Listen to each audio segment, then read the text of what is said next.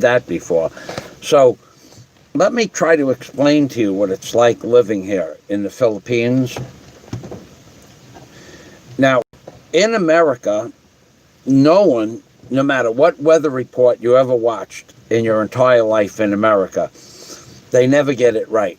The newscasters in America, understanding this, that they make $100,000 a year to give you the weather on ABC and NBC News, they don't get it right. So we expect that.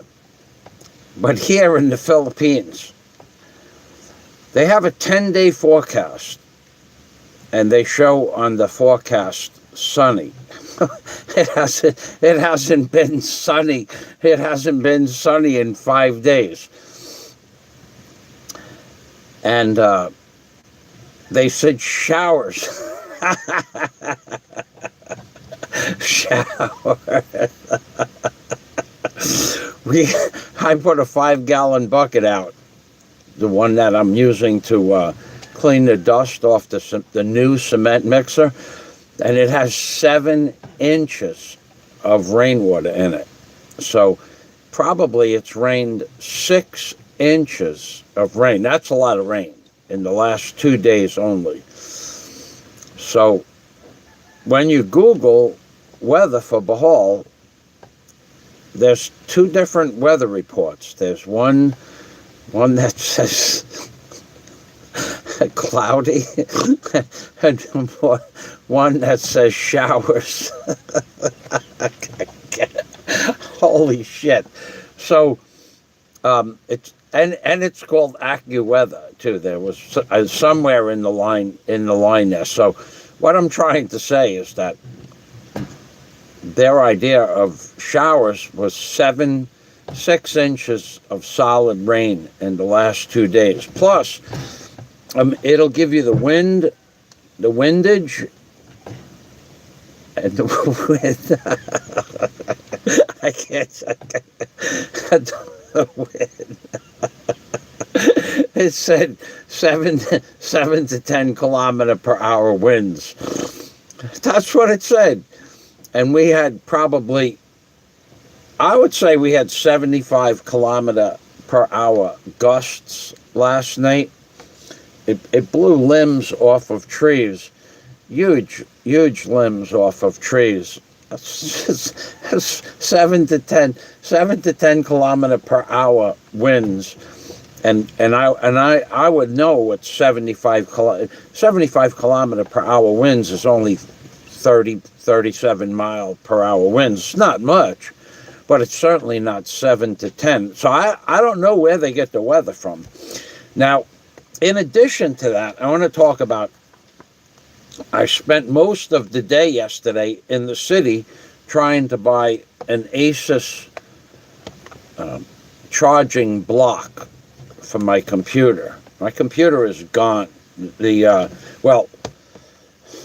I'll get to that. Well, I might as well do that right now. I'm going to need my glasses for this. So when I went to the city yesterday,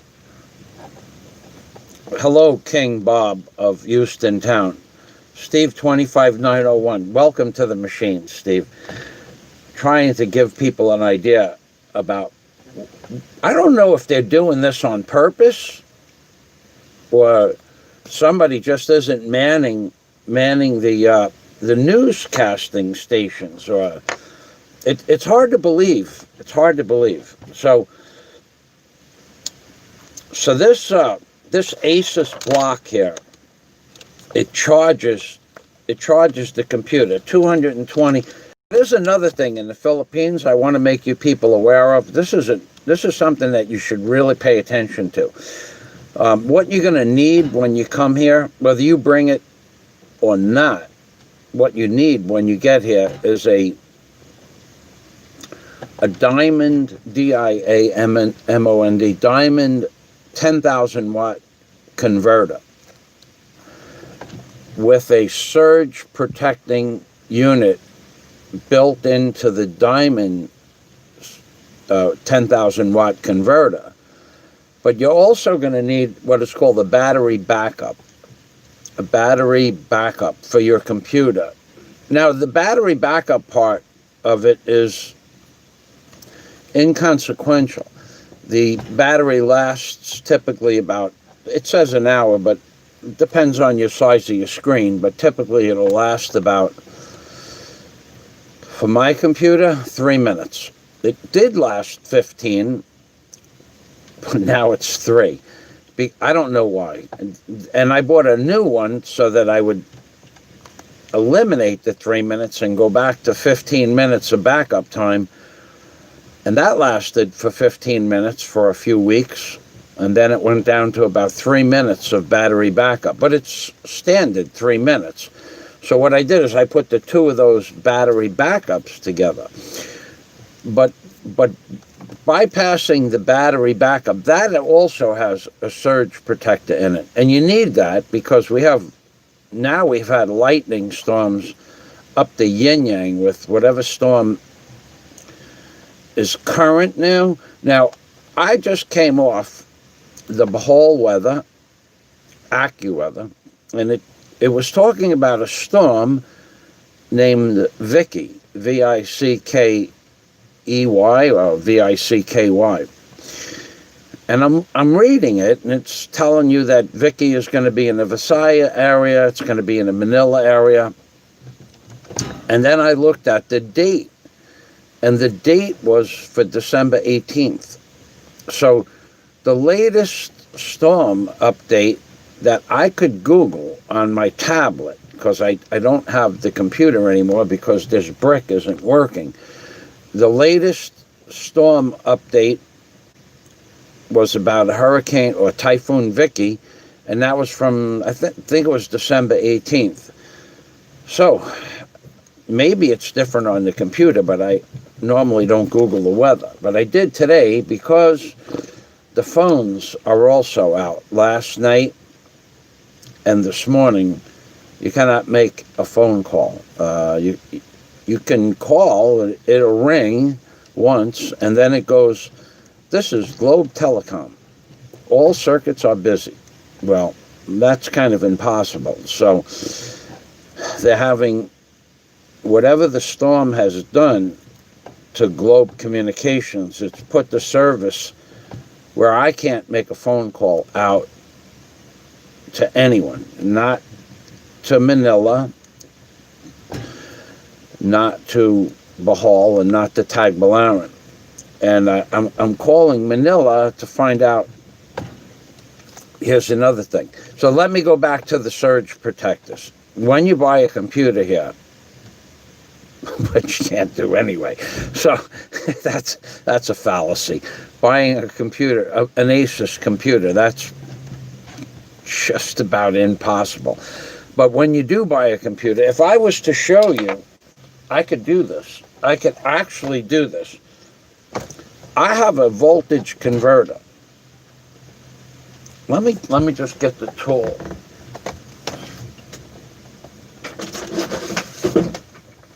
Let me show you what you get.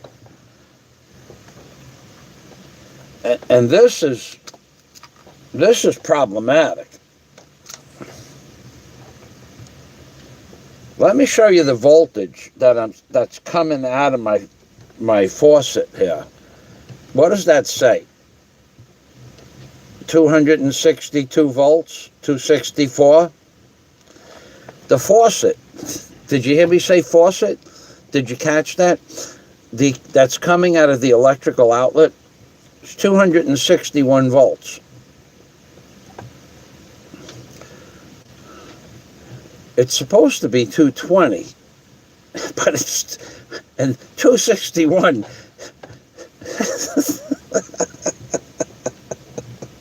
261.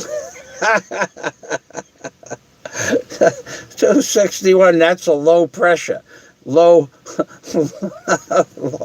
voltage, 261. Last night, coming out of the faucet, the electrical outlet was 287 volts.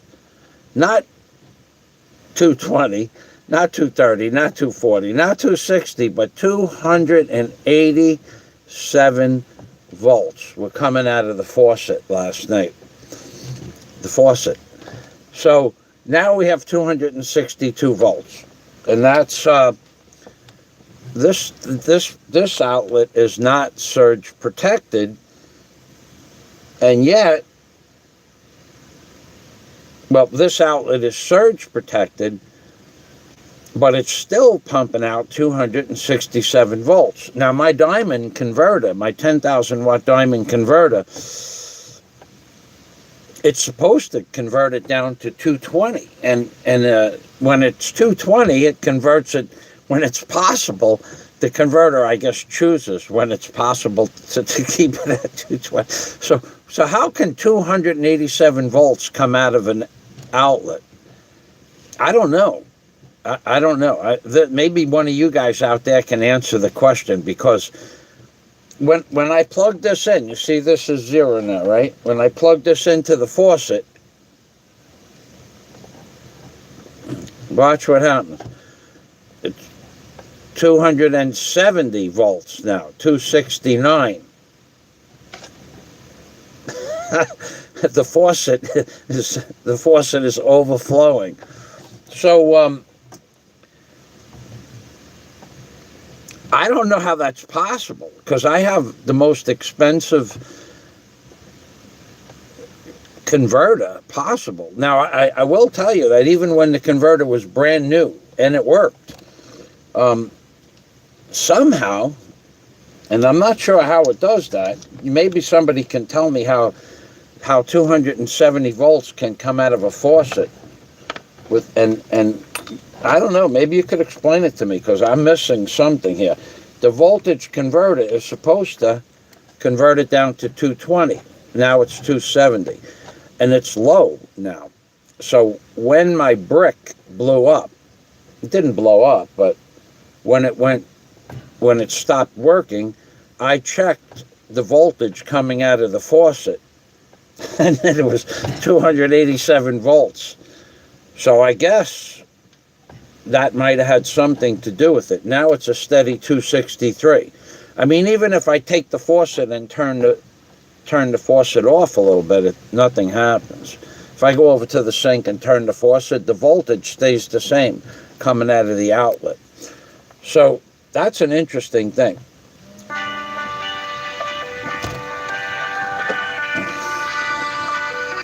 Hey, buddy. Hello. Yeah, I'm fine. I'm doing a live stream. Folks, hold on for a minute. Yeah, my computer is broke.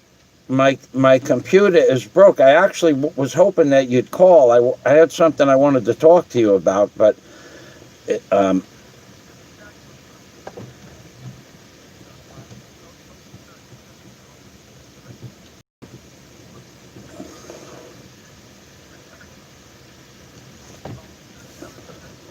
yeah, no, I have no. The voltage surged up to 287 volts on the computer, and it burnt out the charging brick. And I went to the store.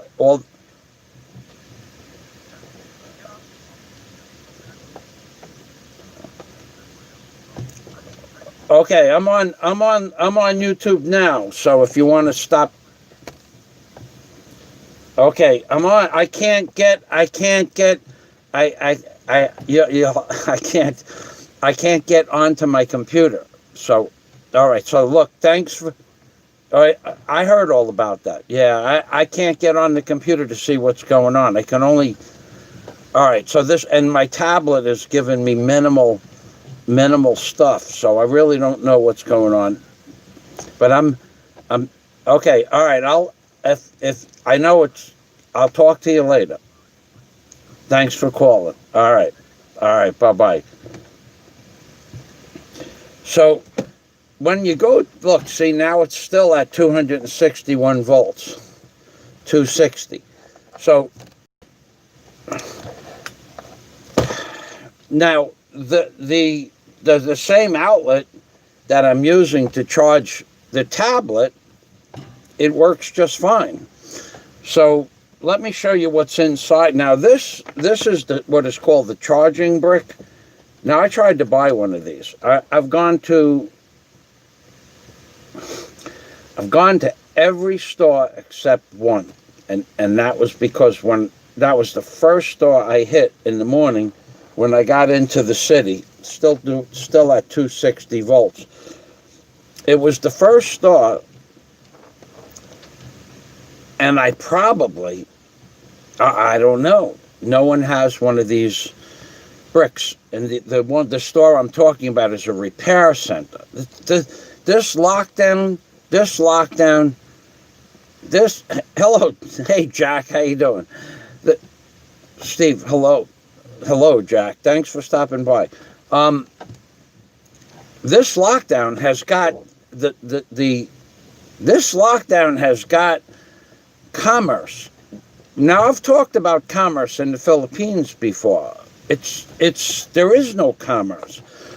So the store I went to in the morning was a store that repairs electronics. And whereas one time, one of my charging units for my Milwaukee tools burnt out, and the store called Build-A-Ware wanted, I think it was 3,900 pesos for a charger, because you had to buy a charger and a battery. And this little store that's you would walk by it all day long and say that, and look inside. It's only 7 feet wide, the room, and it's probably 16 feet deep, and it is full, shelves and full of stuff, repairs. And the men work on this. They work on a table, on a bench, but you wouldn't know it was a computer repair store. They don't have a sign in front of the store. But they don't need a sign because they're so busy. And that guy fixed my battery charger. He changed what was basically a fuse. He changed it he wanted to charge me 140 pesos. And I said, are you crazy? So I gave him 200 pesos. It was worth $4.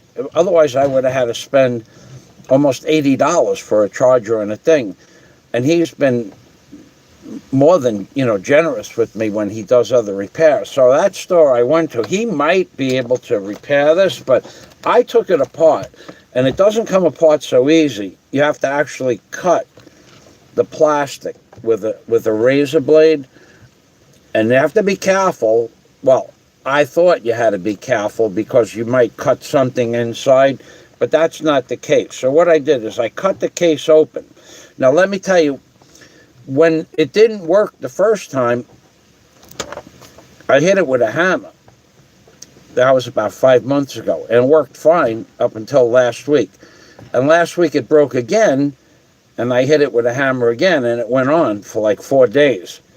But today's it didn't work. The hammer repair is no longer an option.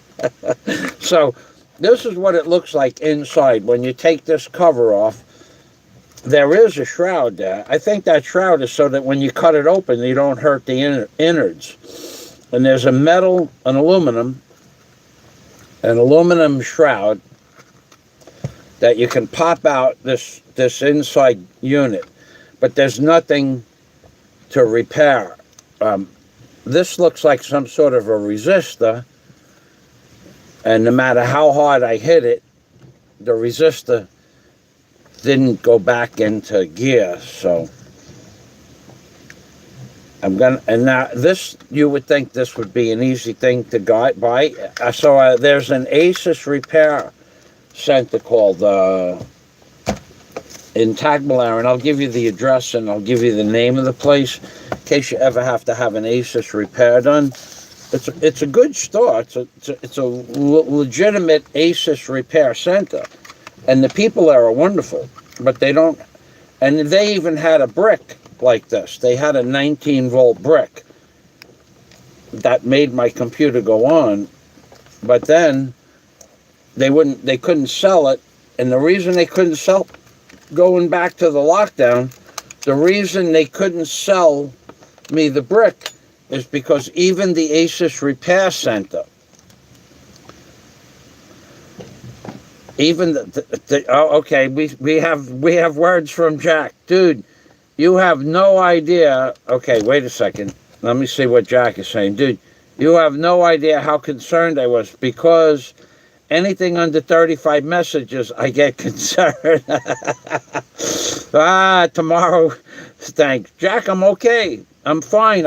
Yesterday I was in the city all day trying to buy a computer, and the day before I was prepping the new cement mixer. It was filthy. Had grease and dirt all over it. Tomorrow is bank day, says Jack Thompson. Going to piss off a certain tomato soup asshole. Stay tuned. John Wayne. Draft dodger Frank declared war and ended his streams so he could record this stream. I don't really care what he does. So now, digressing back, thanks, Jack, and thanks, John Wayne, also. I appreciate the update. But I have been so busy. Now, today it's raining really hard.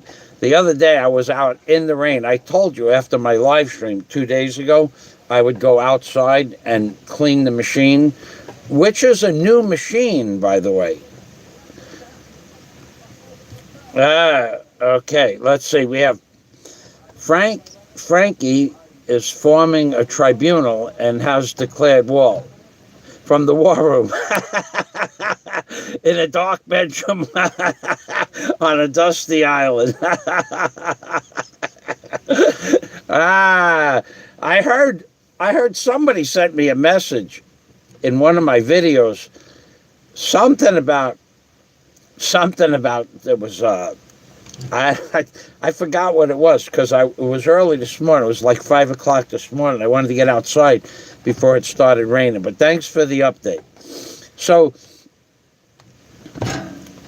the cement mixer. All right. So let's get back to the brick. So the brick, I can't now. Maybe the store that does the repair, that man is a freaking genius. I mean, there are people that fix things, and based on the stuff that he has in his store, I would say he could fix anything. So if this is fixable, I'm going to have to bring it to him. Now, to buy another brick, that's 19 volts. Computer Republic has one, but the problem is, see how wide this is? It's about 1.5 inches wide. Computer Republic has one that's half the width, and one half the size, or maybe 2/3. So it's about as big as my finger, the brick. And it probably runs, and it's a universal charger, and it's 19 volts, but this brick got so hot you could barely touch it even the first day that it was new. So there's a lot of power going through the machine. I don't think the Computer Republic brick will turn the computer on, so I'm not going to buy that. And it's $44. And on top of that, I think I mentioned this the other day, this pin here is a certain size pin. And the Computer Republic pin is half the size, half the thickness, and half the length. So I would have to cut this wire open, which I can, and solder the new pin onto the old wire, which I can, but I don't want to. And it's just not. I don't think the new brick would work. So that's problematic.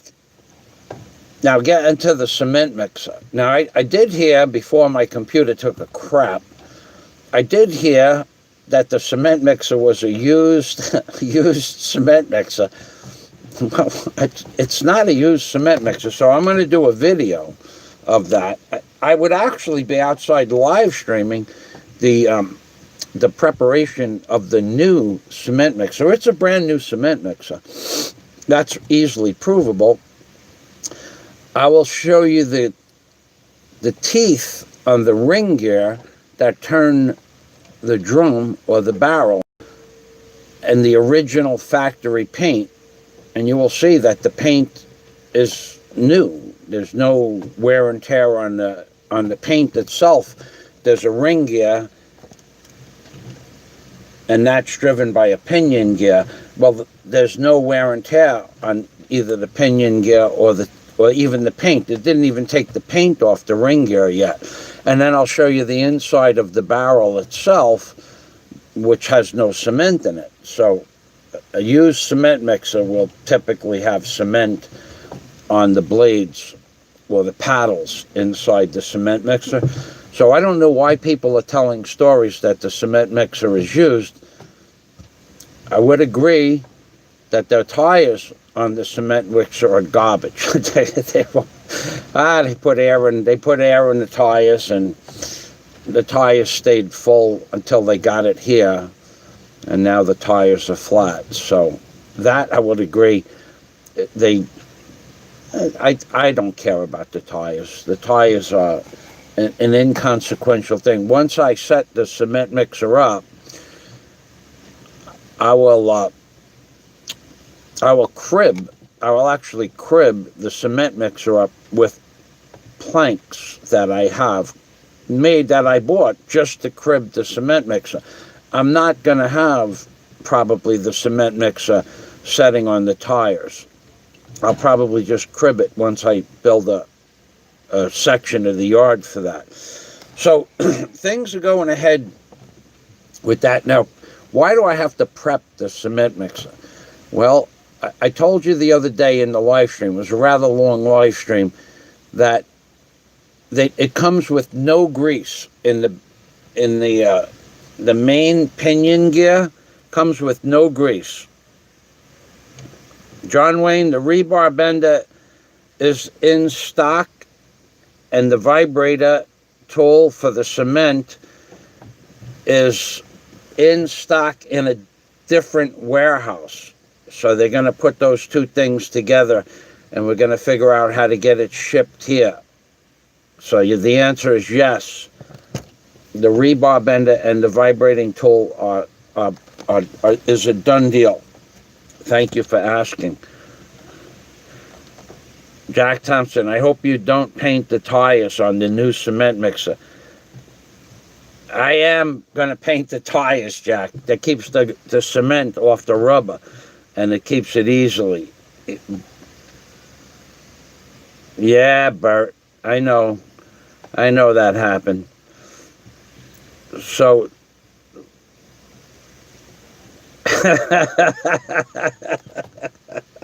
I don't care about that anymore, Bert. So, and if you come in here to help my mental status out, you just gave me a good laugh. Thanks for the laugh, Bert. So I have more important things to do. So to prepare the cement mixer, I spent 5 hours cleaning the dust and the grease and the grime off the cement mixer, wherever it was stored before it shipped to the Philippines. Was a dusty, greasy environment. So the dust inside the engine housing had grease, and the outside of the barrel had grease all over it. Now, why am I painting it? Well, the quality of the paint that they used on the cement mix is really good stuff. That one thing you could rest assured on is whatever kind of paint that is, it was made to paint metal. However, it's white, and I would personally prefer to have at least, if not completely, turn it yellow, at least yellow stripes on the white cement mixer. But I'll probably paint the whole thing yellow, just because some parts of the cement mixer, what is called the yoke, where it goes onto the trailer hitch, when they sprayed in the webbing of the C channel, C is in Charlie channel, where the Charlie channels meet, the yoke there's a lot of welding going on in that area, and the spatter from the welding or the flux stopped the paint from sticking to the metal. And in reality, if you go look at any 10 or 15-year-old cement mixer in that same area where the two Charlie channels meet, water sets in there.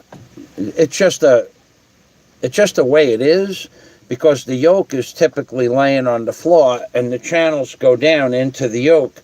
So I could drill a hole where the two channels meet, but eventually it's going to get cement in there and clog up the hole. So I cleaned it with a bathroom brush. Now I have a video I made with my handheld phone, and I have the 6 tools that I used to get the plastic off the machine, to degrease the machine, how I degreased it, and how I cleaned all the webbing. With the toilet bowl brush, probably the most convenient brush out of all the brushes I have, but I have 4 other kinds of brushes. So that's going to be an interesting video. As soon as I get a computer, I'll be able to load that.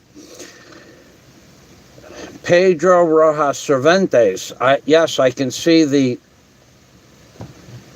chartreuse green and safety orange spray paint camo patch design on the tires now. Yeah, I already have the can. I already have the can shook up. When I went to America last year, Pedro, I bought, I think I bought 4 cans of orange and 4 cans of yellow marker paint for a ridiculously low price of, like, I think it was like $3.99 for Rust-Oleums. Here it's like $12 a can. So your premonition about orange and green, it's going to be happening soon. And I have fluctuations green spray paint for the darker parts that I'm going to paint, like probably inside the webbing where the rust is. I'll paint that yellow so I can see new rust. But other stuff that needs to be painted dark where the grease is around the yoke, I'll paint that probably with the green Flecto paint. Then that green Flecto paint is $16 for a can of spray paint now. It's fluctuations, and you can't buy it, so it doesn't matter. So there is no doubt that poor tortured Scarlet here.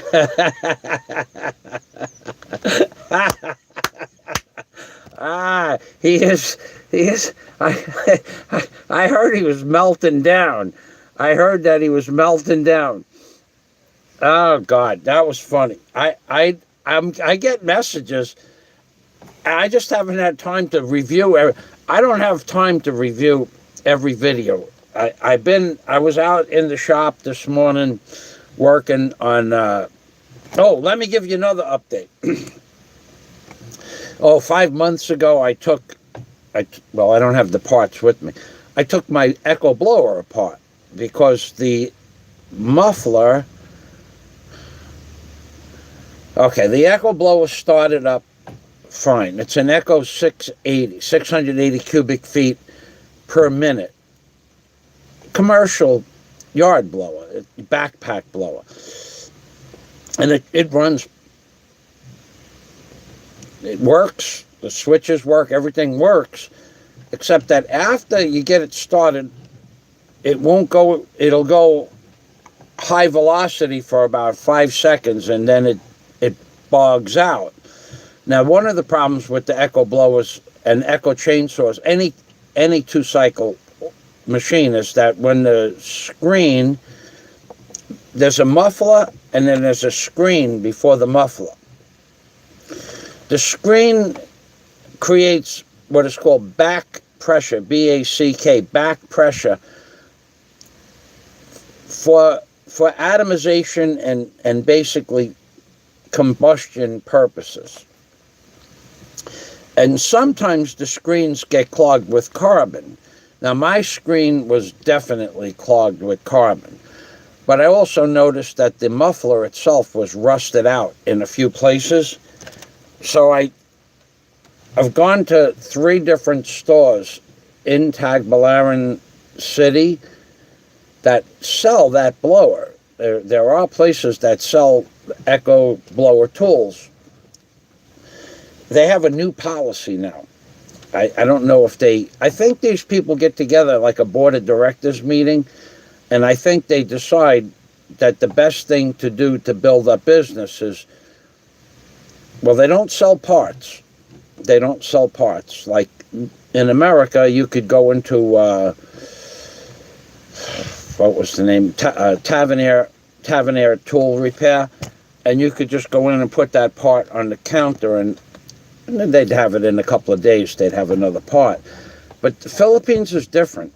They don't sell parts here. They would prefer to just sell me a new backpack blower for $500. So that was an interesting conversation. I said, but you sell these blowers here? Yes, sir. And you repair the blowers here? Yes, sir. So will you please repair my blower? No, sir. Why not? Well, you didn't buy this blower here, sir. We only service what we sell. Which was their way of saying that they would like me to purchase a $500 blower. And I'm not going to do that. I wouldn't do it on principle. I'll just figure out how to make another piece of metal for the muffler, and I'll rivet it. I bought a pop rivet gun, and I think I have access to steel rivets. I think I have those in stock from the stuff I brought from New York, but if I don't, I can buy steel rivets.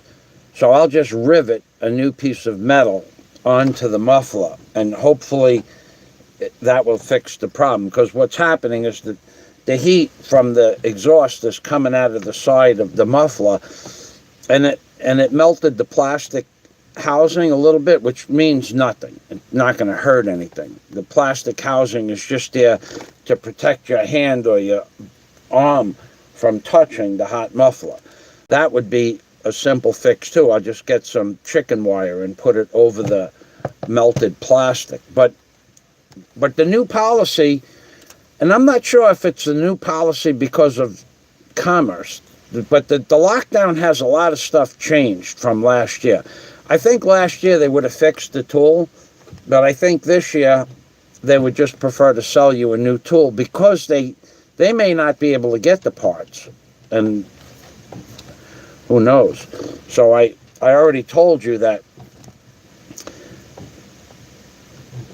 they would prefer to sell me a $500 blower, which has the same muffler on it. It's the same machine, same model, same muffler. And rather than just sell me a muffler, which I don't think they can get. And I don't think that they have the ability to order stuff because of the lockdown, which is my next topic. Let me read the comments, and then I'm going to go to buying a computer.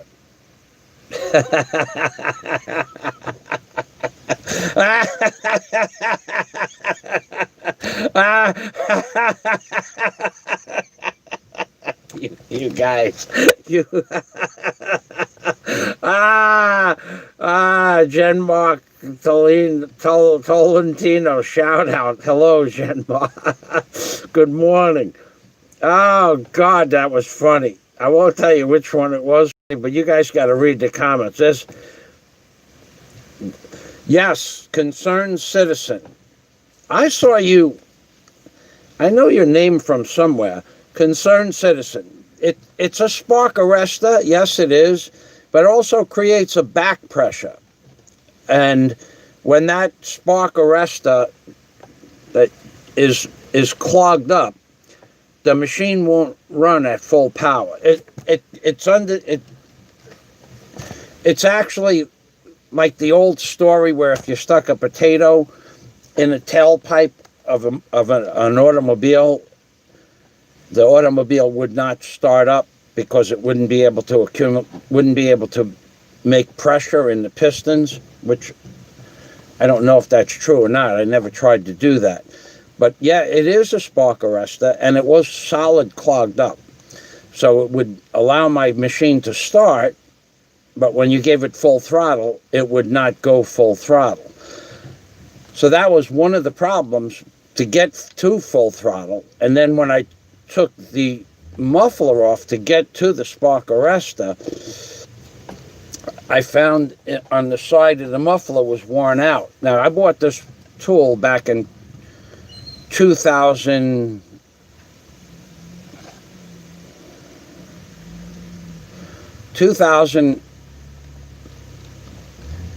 Wow, I bought this tool a long time ago. I bought this tool, I would say 2005. But there was nothing wrong with the tool. It just, I always keep it indoors. So yeah, that's what it is. It's the spark arrestor, but it also causes back pressure. Let's see.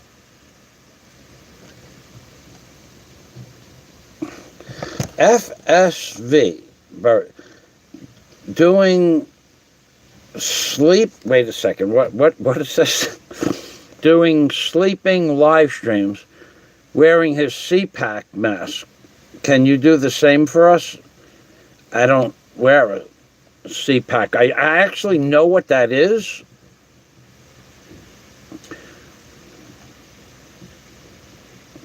Okay, concerned citizen, I maybe you can help me with this. Let me finish with this Bert Weideman. So I know what a CPAC mask is. I didn't know that he wore one.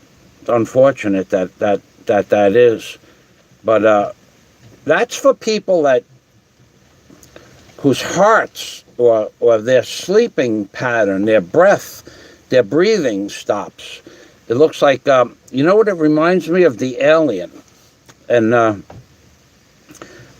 have no problem sleeping, or I have no problem breathing at night. So no, I saw one of those.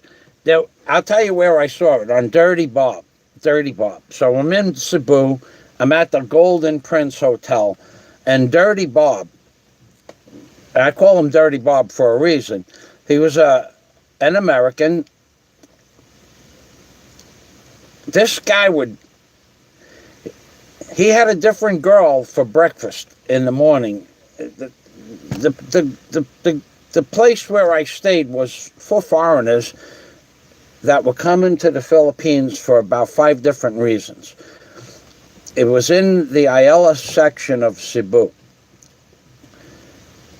And in Ayala, in that area, are conferences for, like, they had the basketball, the basketball team that represents the Philippines, the actual players were in the hotel that I stayed in. And they had like a 3-day conference for people that played basketball. They also had an Apple conference for the people that worked for Apple.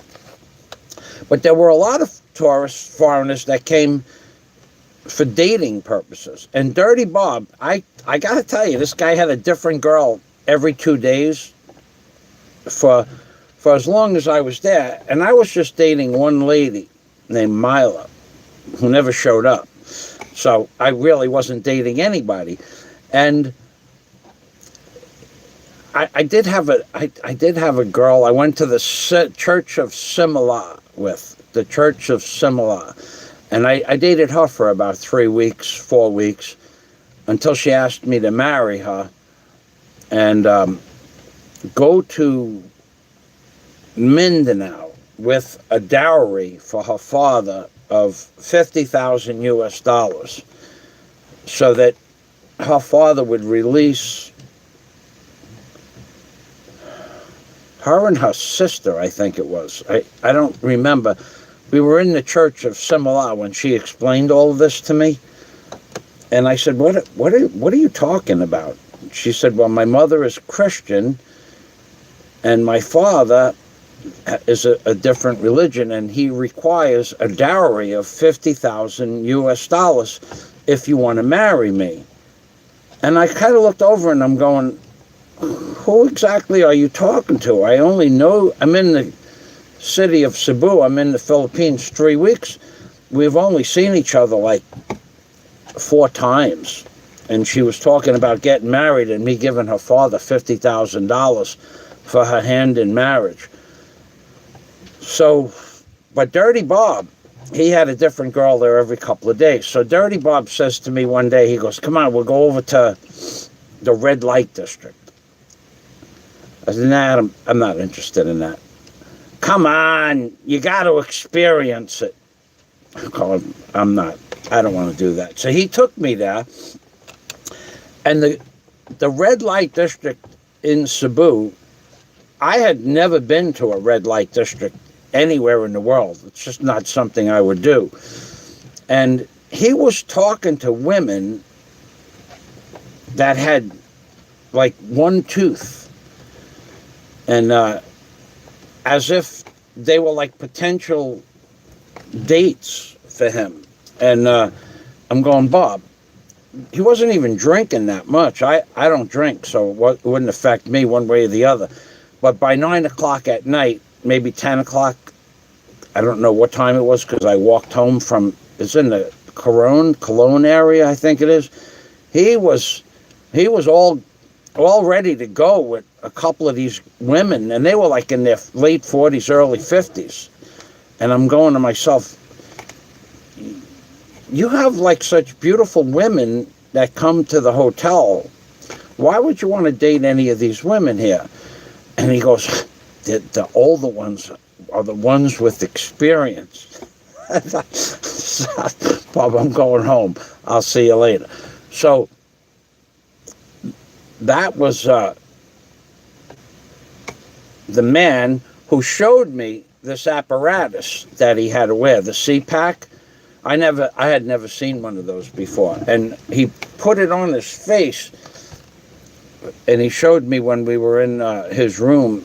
This is how he was trying to get me to go online. Some weird dating site that he was on, and I saw this thing next to his bed. I said, what's that? Because I never saw one before. And he showed me what it was and told me how it worked. But I don't have one of those. So if you have one and you want to make a video, I'll post it on my channel.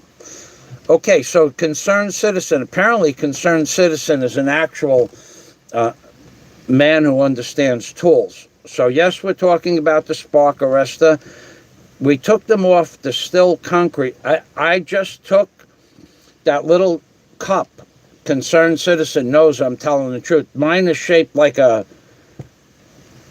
little round cup off the still street saw.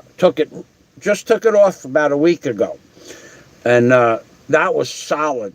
That one was solid also. I didn't put the. I'm also having trouble with the.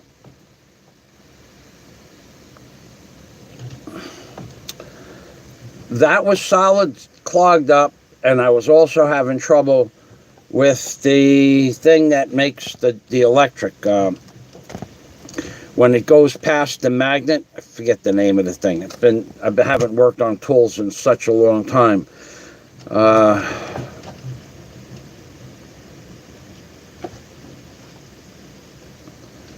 They would gum up, make it shut down and lose power. So it will start, but it's intermediary to power.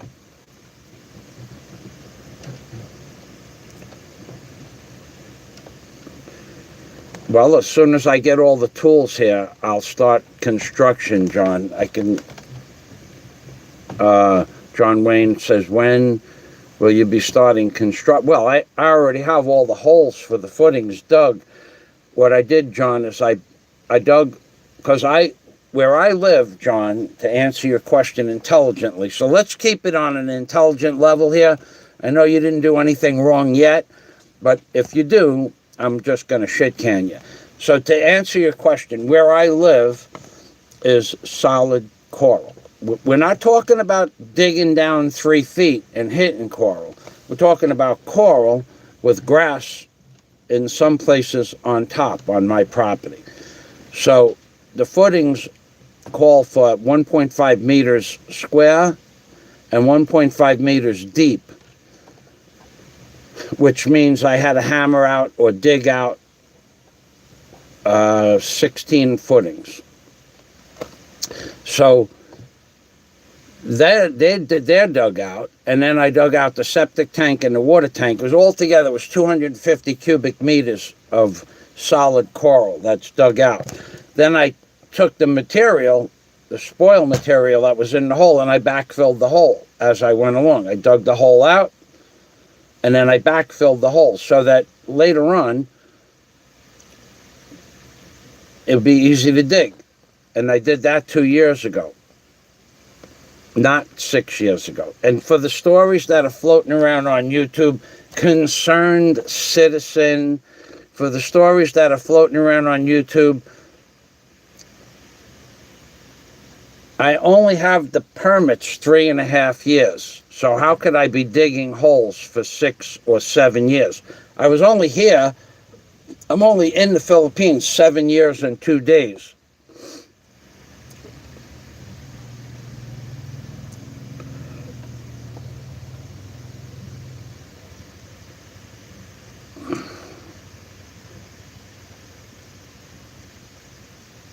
Okay, we have trolls. We have trolls. Do you have trolls in the house? Harriet's a troll. Well, let's clear this up right now. Harriet is a duplistic, dual-faced troll.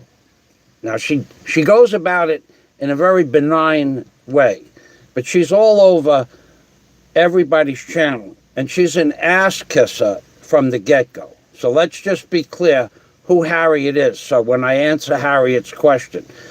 So the question from Harriet, the benign, duplistic ass kisser to everybody's channel. So she can go anywhere she wants because she doesn't actually get aggressive, but she's a benign, ass-kissing, duplistic, two-faced troll. Just so that we're clear on who Harriet is. What would be your response to the other party exposing where you live? Well, why would I care about that? At this point, why would I care about that? Because I'm going to build a hotel and I'm going to put my name on it. Thank you, Jack.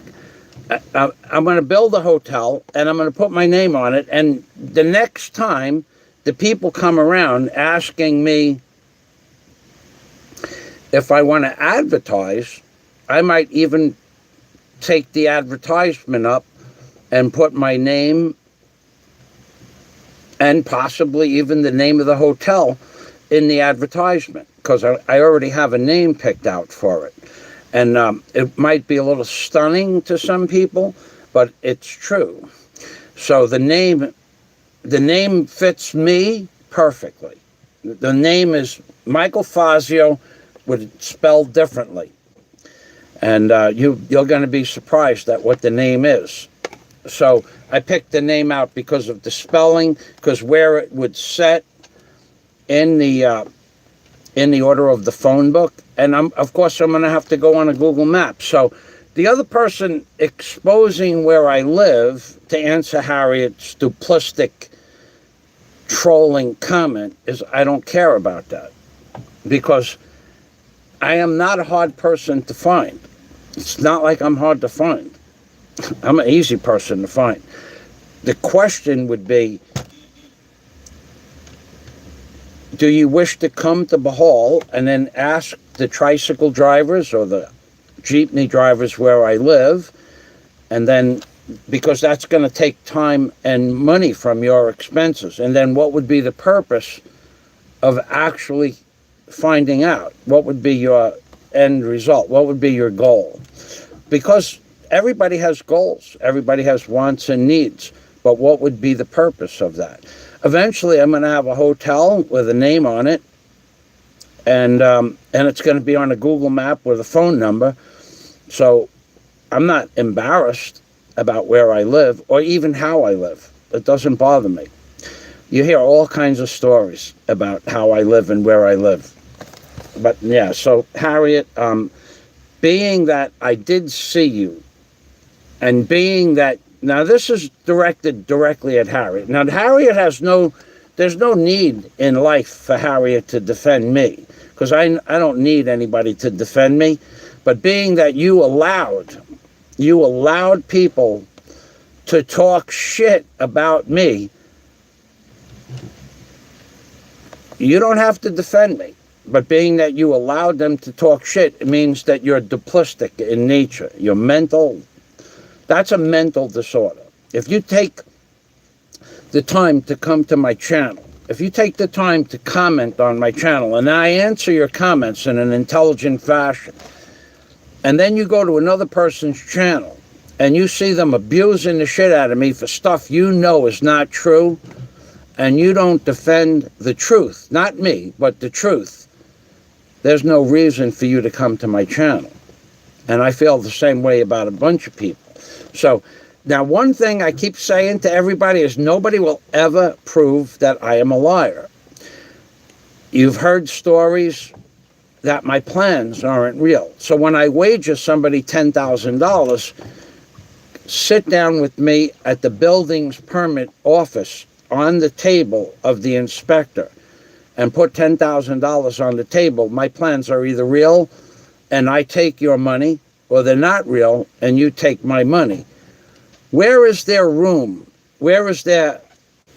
So where is when I wager somebody large sums of money to prove me wrong, where is their wiggle room where if I put $10,000, 500,000 pesos on the table of the building inspector, and you put 500,000 pesos on the table, where is their wiggle room for either my plans are good, my permits are approved, and I have the right to build on my property?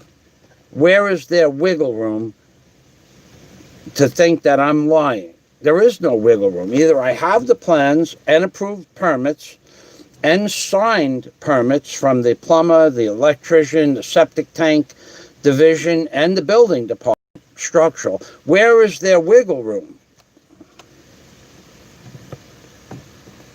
for me to be a liar? There is no wiggle room. So, so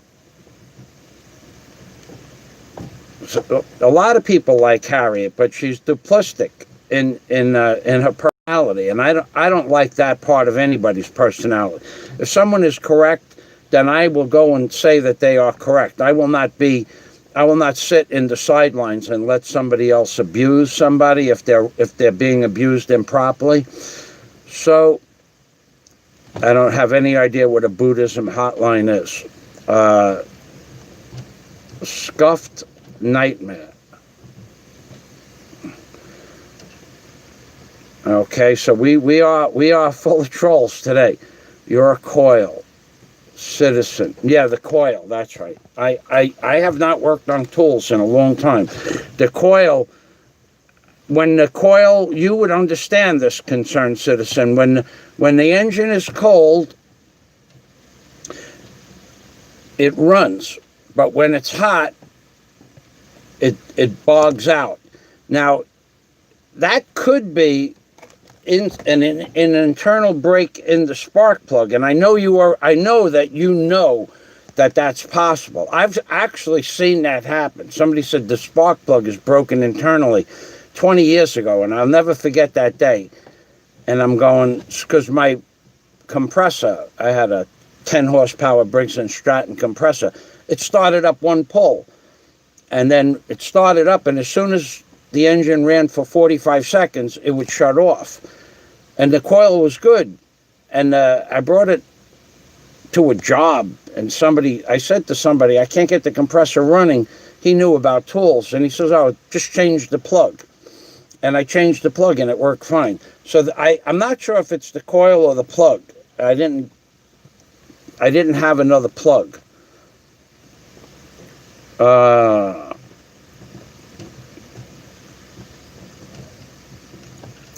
Piz Pry, another troll that's all over the internet. First of all, there is no such thing as cinder blocks in the Philippines. They're concrete blocks, and nobody in their right mind would use wood for the walls. So I'm going to be using concrete blocks. The hotel, John Wayne, thank you. Yeah, no, I'm definitely gonna build a new structure. Dennis Adam, welcome, Dennis Adam. Thank you for stopping by, Dennis.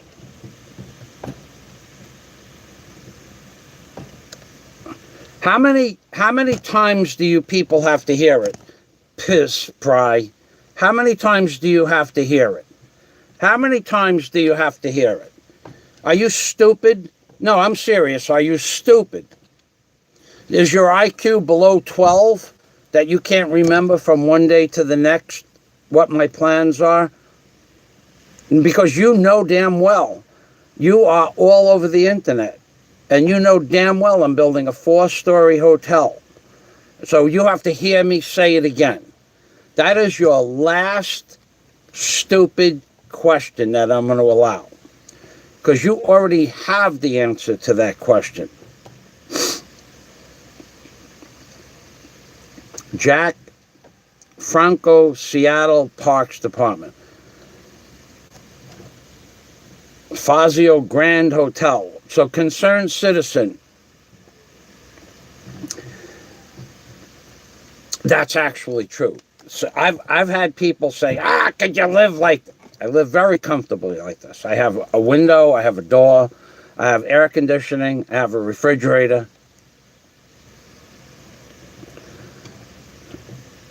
Okay, so concerned citizen.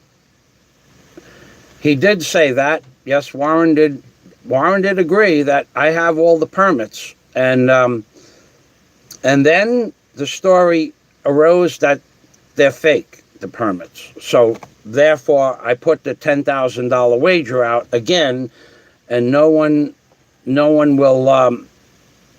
will take me up. Now I even saw 2 days ago or 3 days ago, Fazio doesn't have permits, and if he did, he would show them. Well, first of all, I showed the permits on a previous video years ago. But second of all, you, whoever that was, and I don't remember who, you don't dictate anything to me in my life. Nothing do you dictate. You don't dictate that I have to show you my plans. I will just, when I start building, then the people that it upsets the most can call up the Bahal Building Department and rat me out. And then they will find out that not only do I have approved plans and permits, but that because of my situation here in the Philippines, I can build on my own land, on my property. And I can build anything I want. And I can do the electric, and I can do the plumbing, and I can do the septic tanks, and I can do the excavation. So when I go back to building, I'm going to live stream most of the work. And I'm also, with a Filipino business partner, setting up a completely different kind of business here in the Philippines. So the theoretical propositions and speculations and summations that I'm broke, that has been overly exaggerated. What I don't do is go around and waste my money on stupid shit. Somebody said, he doesn't even have a car. What do I need a car for? First of all, it costs $1 to go 20 kilometers by jeepney. It costs $5 to go 20 kilometers in a private tricycle. Why would I want a car? After with all the expenses and all the time and all the maintenance, and do you people, let me give you an actual price what it costs to own a car. And I don't care if you own the car in America or the Philippines. For the douchebag that said he doesn't own a car, he's a bum. I'm going to tell you what it costs to run a car. And then you people can either Google it, look it up, figure it out with a calculator if you're smart enough to do simple math. But let's just say that you decided to buy a car. And let's say you bought a relatively decent used car for 10,000 American dollars. Okay? And that's 500,000 pesos. First of all, to get insurance for that car, you have to pay additional for the insurance. Now, I don't know what it is because I never looked at it. It's probably not that much, but I do know that they have maximum insurance policies, minimum insurance policies for a small amount of money, $1,000 a year. So let's just say you paid 500,000 pesos for the car, or $10,000. So that means that the first mile that you drive on the car costs you $10,000 for that mile. Now, if you do 100 miles, then it costs you $1,000 a mile. No, 500,000 pesos, $10,000. So if you did 10 miles, it costs you $1,000 to drive 10 miles. If you drive 100 miles, it costs you $100 to drive 100 miles. Okay? So, but the bottom line is, then after you buy the car, you have to put gasoline and oil and tires, wiper fluid, maintenance on the car. To own a car in America or the Philippines, and I own 5 vehicles in America for the last 15 years I was in America. I had 5 registrations, not including boats, is about $1 per mile. Well, that means if I drive into the city with a car, which all I'm doing is going into the city, it would cost me $20 to get into the city, and I'd have to park, and $20 to come home. At the end of the day, it's $1 a mile. Now that includes wear and tear on the tires. It includes oil changes and oil filters. It includes grease jobs for the car. It will include other maintenance like high power steering fluid and power windshield washer fluid, and then eventually maybe the windshield wiper motor will go, and you'll spend 2,000 pesos on that, and another 1,000 to have it installed. And if your power steering, if your electric window motor breaks, that could be 4,000 or 5,000 pesos for a motor here in the Philippines. So what it costs you to own a car after you buy the car is $1 per mile. And you're not going to spend less than $1 per mile, plus the initial investment for the car. So why would I want a car? If I wanted a car, I would buy a car. If I wanted anything, I would not ride a motorcycle. Never would I ever ride a motorcycle. And for the amount of money that you can rent a tricycle for, I don't even see the purpose of that. I have everybody knows that everybody has their private tricycle driver, right? My driver, not my driver, any driver. Any driver is your personal tricycle driver for 100 pesos an hour, $2 an hour. They'll drive you anywhere you want to go. It doesn't matter where you want to go. For $2 an hour, that's typically what they charge. $2.50 for the initial start, and 250 pesos or $5, and then thereafter, I had a guy last week take me all over the city for $2 an hour. And anywhere I wanted to go, he just sits in front of the building. So why would I want to buy a car and then have to, each time you go someplace, you have to find a parking spot. And you're not allowed to park everywhere in the Philippines. So you might have to park 2 blocks away or 3 blocks away from where you want to go. So I don't want a car. But to own a car here in the Philippines, it's going to cost you $1 per mile, and plus the initial investment. Let's see what we got here. Concerned citizen, I'm going to be looking for your answer about that spark plug. Concerned citizen said, a lot of people would love to have a shipping container to live in. Actually, when you think about it, a shipping container My fourth floor will probably just be 2 or 3 shipping containers because of the wind at the top of the building. You just bolt those down right into the concrete, and the wind, and they're strong as all get out. Concerned citizen Warren said that we had plans. He did that. Harriet, I will sing especially for you, Jack. I didn't know that you sing, Harriet. Robbie the Citizen says Jack Franco, Seattle Parks Department. I don't know who you are. I've seen your name before on my channel. Just try to keep it a little bit above board there, Jack Franco. Thank you. I have a lot of coils. Make the engine stop when it gets hot. Okay, so concerned citizen is agreeing that it could be a coil problem. Now, let me tell you something else, concerned citizen, and for the other people here. So, the name of the store that sells Echo blowers and still street saws is... I just bought a bunch of stuff from them the other day. I have to think about the name.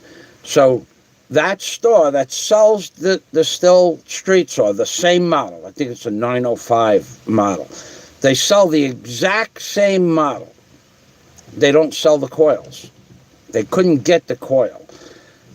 My still street saw I bought in 2002, and probably it's a different coil than the one they have on the newer models, but they can't get the coil. So I tried to get it online from the serial number on the side, and that wasn't possible either. What they're doing is they're phasing out all the old stuff so they don't stock it, so you have to buy a new one. So the only place for me to get a coil would be a repair shop, and I've been to 2 little side street repair shops, and they don't have one. So, I mean, maybe they'll have one tomorrow, but I bring the coil to those places. So you're agreeing that that's possible.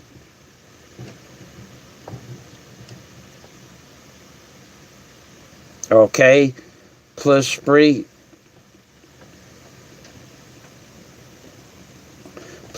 says, I'm not a troll. I've been clicking like on your videos. I have not watched all your videos because they're too long. That is a problem. Actually, I'm disappointed people trolling on you. Those people loves to create chaos among expats for their entertainment. That's true. That's true. Okay, so maybe I have you mistaken with a different Plisbury. So Bobo. Now, I don't know if that's the real Bobo or not, and I can't see the message because it won't show up on the screen. But I don't like Bobo. I never liked Bobo. I don't like somebody that talks with an electric voice. So Harriet says, what a nice entrance, Bobo, LOL. Harriet says, don't buy a car. Traffic is the #1 problem in the Philippines. That's something else altogether. And I won't even go. It's a fake Bobo. Okay. Well, I don't like the original Bobo either. Only because he doesn't show his face and he talks in an electronic voice, which is almost impossible to decipher. So if I miss, this is the way I look at YouTube. And I'm not going to look at YouTube or public speaking or school or an educational facility any differently. It makes no difference to me. If I tune into a channel on television and I can't understand what they're saying because of a deep brogue accent or brogue voice, or they're speaking too fast, or like for Australians, for instance, they have a tendency to talk fast, and to another Australian is perfectly understandable words. But if I miss some of the words in a sentence, well, there's no reason for me to watch any further, and I don't. Now, there's a reason for that. When you go to school and you have a college professor and he sits up on the podium and does a dissertation on a topic matter that you're going to have to test on in a few days or a week or a month, and you can't understand the words that are coming out of the college professor's mouth, or you miss some of the key parts of the speech, what is the point at all to listen to the speech if you're missing words? I will not watch or tolerate people that can't speak English, because that's my language, well. There's no reason for me to do that. There's no reason for me to watch that crap. For instance, a lot of Australian speakers or people that speak with Irish brogue, I can't understand them. So what am I supposed to do? Rewind the video back and forth, back and forth, back and forth? I will not do that. And Gogo Bobo's electronic voice is like that. I have to sit there and study what he's saying as if it was important. It's not important to me. Most of the time it's pure bullshit. And the times that it's not pure bullshit, it's not understandable. I have not watched a minute of any Gogo Bobo show in 2 or 3 years. It's inconsequential to me. I will not sit there and have to listen to what somebody's saying. If I don't hear what they're saying, when I give instructions to my men when they're working for me in America and they don't understand something, it's not because I didn't say it clearly. It's because they weren't paying attention. And they have the option to say, "Can you repeat that?" And I will. I give instructions to somebody. I need 30 holes for footings for 4x6s. They got to be 12 inches round and they got to be 24 inches deep. I don't want to see 20-inch deep footings. I don't want to see 10-inch round holes. I spoke clearly. That's what the plans call for this dimension. That's what we're going to dig. I don't understand why people have a problem. So when I speak, my words are clear as day. But when somebody else is speaking and I don't understand what they're saying, I will not watch that crap. I simply won't watch it. I don't want to sit there and try to decipher what they said. Or you have somebody that is constantly losing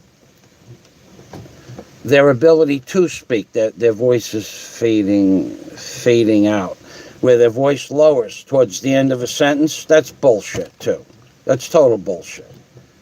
Either speak clearly if you're going to be a public speaker, or don't, or I won't waste my time watching whatever it is. You're not going to go see a documentary. When you go watch a documentary of a public speaker, they speak clearly and you understand the words, unless it's a different language.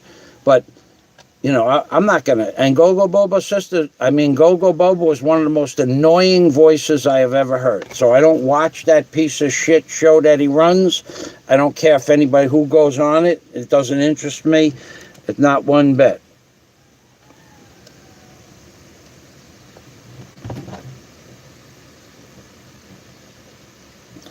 They will not.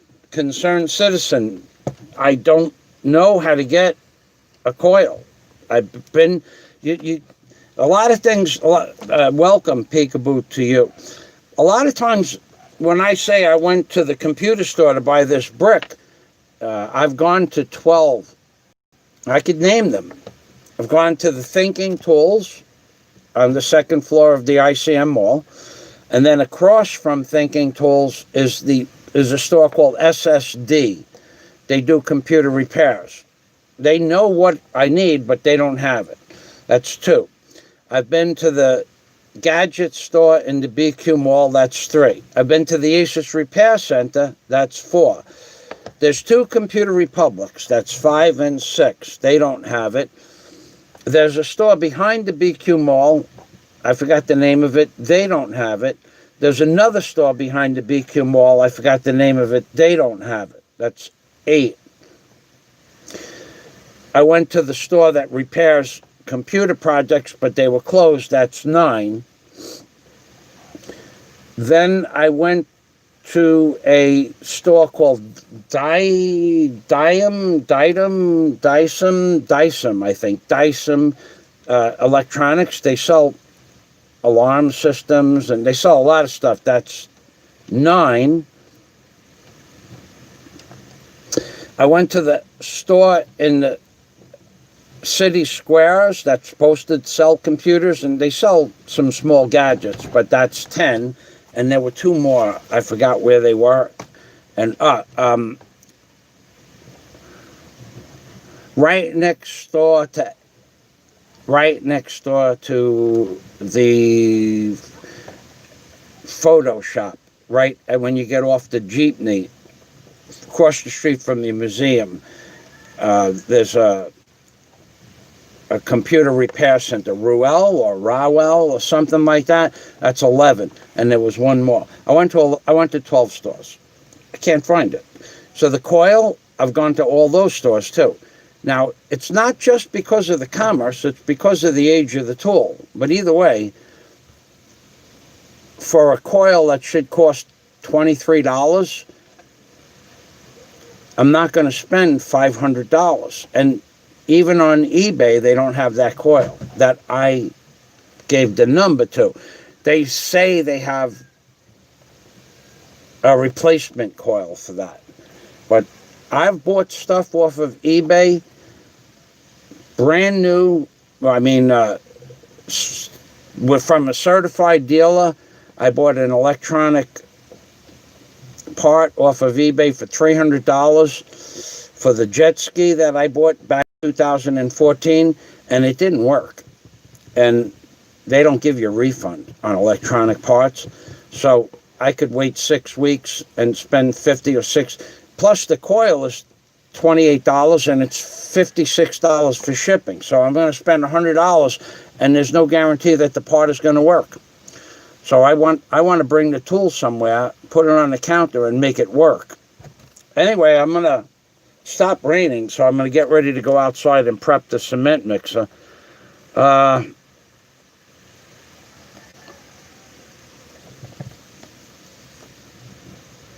could teach construction principles and basics, but you know what, Pizpry, to be honest, no one listens.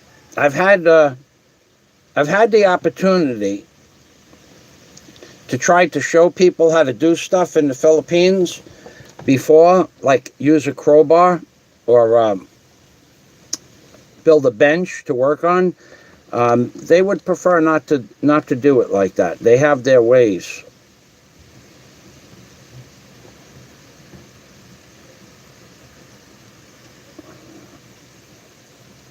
Okay, where are we here?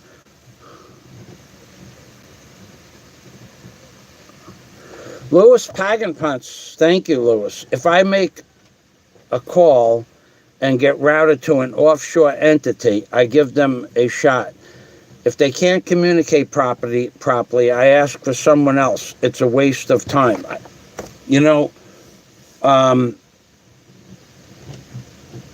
Let me give you, for instance, there's a man, okay, this is frustrating. When the company that I'm buying the rebar bender cutter from, it's a combination rebar bender and cutter, it's 185,000 pesos. And then there's 17,000 pesos for the vibrator. So when someone gave me a lead, thank you very much, that lead went nowhere. I talked about this before. Me Googling rebar bender Philippines brings me to Chinese entities. A friend of mine Googled rebar bender Philippines from America and came up with a store in Manila. So China has a block on the Google searches here in the Philippines. That's guaranteed. The first hits that came up from the man in America's sending me the link for the company, The two phone numbers were dead and the email didn't work. However, at the bottom of the page, when you scroll down, you saw another company that sold similar products. Those numbers worked. And one of them is a Globe number. So I called up the Globe number. Hello. Now, that's not the right way to answer a phone that you sell commercial equipment for 200,000 pesos for. So I said, it was a woman. I said to the woman, do you sell construction tools? Hello? Okay. Do you sell commercial construction tools?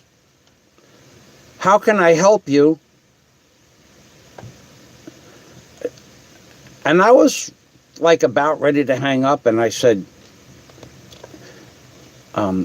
trabajo tools. Do you sell? Which means work tools. Yes, sir. So the lady that answered the phone didn't actually speak English. But when I said trabajo, which is Visaya, she understood that. And from that time on, there were no more complications. So, but she didn't answer the phone, hello, this is such and such a company. Now, anybody that's ever been to school for business is going to know how to answer a phone. Now, she might have a thriving business in Manila, but she answers the phone, hello. So you don't know who you're calling. But that's not a single situation. When I call my bank, they say, hello. Is this the RCBC Bank? Yes, sir. How can I help you?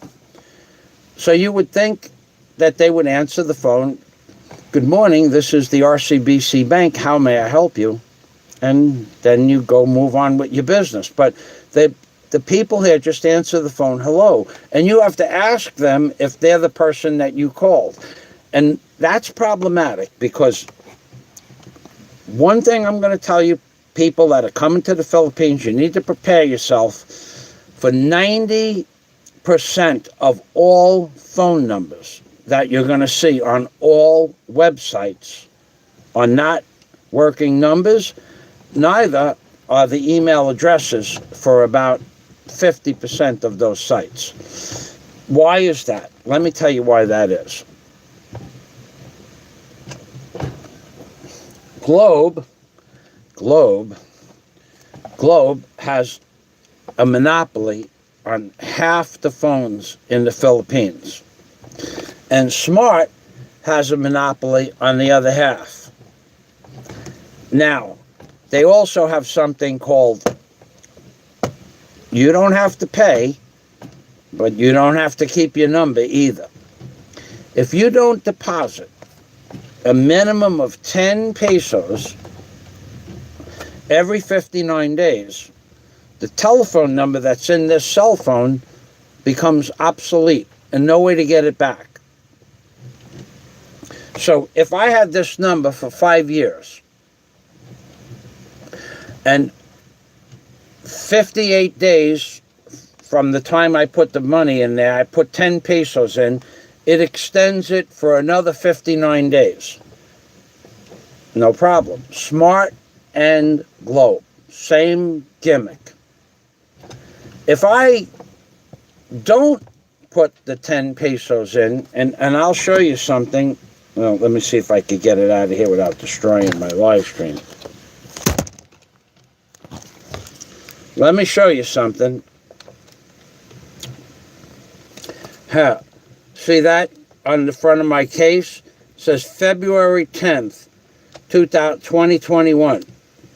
If I don't put money in my phone by February 10th, this number that I've had for 5 years doesn't work anymore. Now, there's 3 problems with this. I have the number for 5 years. So for 5 years, everybody that has my number in their phone knows who I am when I call. That's the first problem. I have to now I have to recall however many contacts are in my phone, which means I have to spend 2 days calling people up to give them my new number. So that now it costs me 2 days of my time at $50 an hour. So it cost me about $800 to give people my new phone number. That's problematic in and of itself, that this is such a ridiculous system. Now, if I lose the number, I can't call up Globe and get the number back. Once the number is gone, it's gone. It's just taken off the map. There is no number. That number doesn't exist anymore, maybe for a year or two, and then they put it back on the roster. That's the second problem. And the third problem is, if I lose the number, I have to buy a chip, a SIM card with a new number, and that's 100 pesos. And then I have to start calling up people. So you not only on the 60th day, I have to spend 100 pesos to buy a new SIM card. So it's cheaper to just pay the 10 pesos every 58 days but if you pay it on the 50th day, well, then you lose 9 days of your previous 10 peso deposit, which doesn't seem like much, but you have to be early. You can't be a minute late. Like at midnight on the 59th day, the number is gone, and you cannot get it back. Smart and Globe. So that is, from my point of view, that's extortion. That you have to give them 10 pesos minimum every 59 days to keep your number. It doesn't cost them any money to keep your number. In my opinion, that's extortion. And the reason I'm talking about this is because 90% of every phone number, cell number, that's ever been given out has been placed on a website. For instance, if you Google thinking tools, THINKING, thinking tools, ICM Mall, the number that's on their website is, hold on, let me tell you what it is. Well, they have a Globe number that ends in the number 0243. That number doesn't exist anymore. The man, whoever that man was, that had that cell phone number, he either didn't pay the 10 pesos or it was his personal phone. So that number doesn't exist. Now let me go back and give you another number for thinking tools that does not exist, but this one is on their website. 412-1016. I called that number for a week, about 3 weeks ago. I called it for a solid week. I must have redialed it 100 times because the week before, the month before, the year before, 2 years before, 4 years before, 5 years before, that number that I just spoke, 412-1016, was the number to Thinking Tools. Now, they're a computer store, right? Well, when the cell number didn't work anymore, that worked a few months ago, and when the landline number didn't work, what I did is I had to call Cebu to a Thinking Tools in Cebu. And I said to the lady, "Hello, this is Michael Fazio." She said, "Hello, Mr. Fazio," because she knows who I am. I said, "The number that I'm calling for the Thinking Tools in the ICM Mall is not working. Is the store still open?" She said, "Yes, sir, they changed the number." So a company that sells computers, phones, external drives, computer screens, that has 3 excellent technicians in the store. and 7 or 8 other people that deal with computers changed the number to the store and never changed it on the website. How does that work? How does that work? I mean, how do you explain that? There's no, theoretically, there's no reasonable answer for that. There's no justification, in my opinion. Louis Paganpunts, Dennis, Jack and Dennis, what's going on? Says Louis. I'm going to go back to the comment. All right, thank you. Yes, Jack, I did stutter. Louis Paganpunts, just hanging out with my friends. Thank you, Dennis. And that means a lot to me. You already know that. Hey, Mike, could you shoot a series of informative how-to construction videos while you're doing your build? I'm going to do the build live stream. I have the cable here. This cable here. This cable will let me go 34 feet from the door, which will bring me anywhere I want. What my problem with the live streaming is the quality that I'm getting out of this tablet is not that good. And I spoke with Blue Rose about that. It's not so much the tablet, it's the low data stream that's coming into the modem. So the only way for me to shoot live stream, and I'm going to do the whole thing live stream, and I'll explain each step while I'm cutting the forms. You'll see me set it up on a professional workbench scenario. I will not be cutting plywood. Here's a good, for instance, when I try to teach people here to do work. They don't work for me, but I try to explain to them that it would be easier if you used a skill saw that's over there on the bench over there. The owner of that hotel that you're working on, he brought you a skill saw to work with. Yes, sir. But they won't use the skill saw. So you'll have, and I'm not lying to you about this, people that live here will tell you this is the truth. The owner of a hotel that I lived in 2014, when I first arrived to the Philippines, when I first got here, put an electric cord and a skill saw on the job so that they could cut the plywood to build a house that he was building on the side of the property. He was building 2 rental units. And a man, was cutting 1/2-inch plywood for the forms with a handsaw, like this.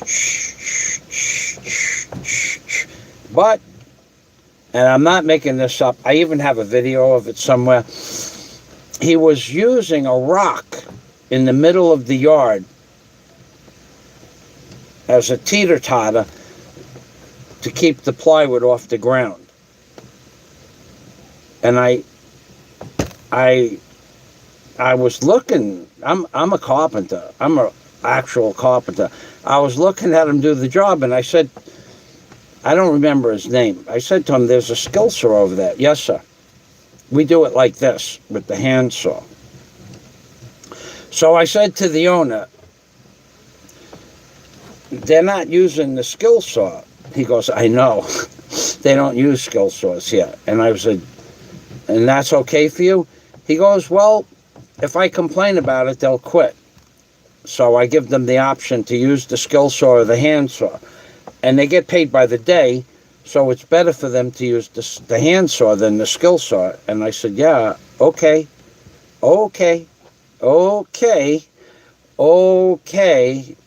Now, I don't understand that. I mean, it keeps you in shape, the skill saw, but I would never understand that a carpenter, and these guys were carpenters.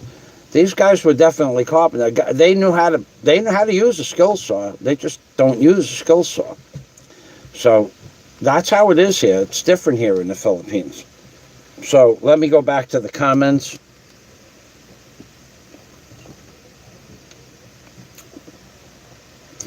Don't use Google, use DuckDuckGo. I don't know what that means. But if Peekaboo 2 is saying it, everything I have is Google-based. So I will be, Louis Pagan-Punts, I will be doing the live streams. I really do want to get a better, I tried to get a higher resolution fiber optics. This is another thing. This is an amazing thing living here in the Philippines. Every day you get amazed, every day. So I call up Globe.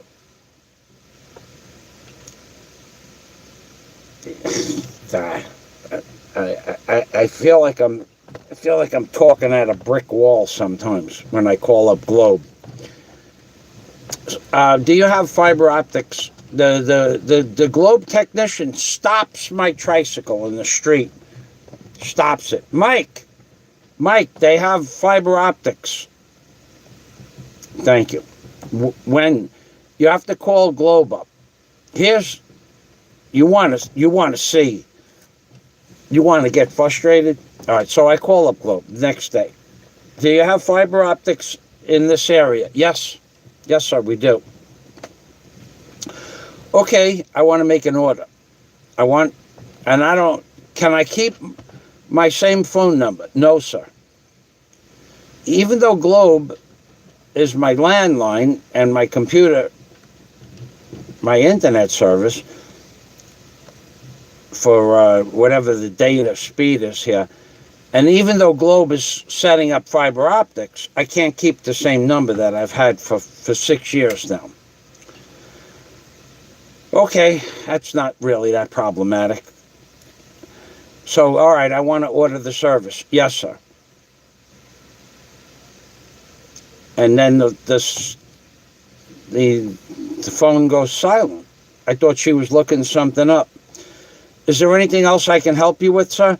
I said, yeah, I want to order the fiber optics.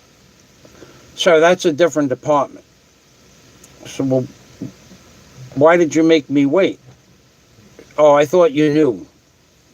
Okay, so can you connect me with... Yes, sir. So she connects me with the new department. And we have to go through...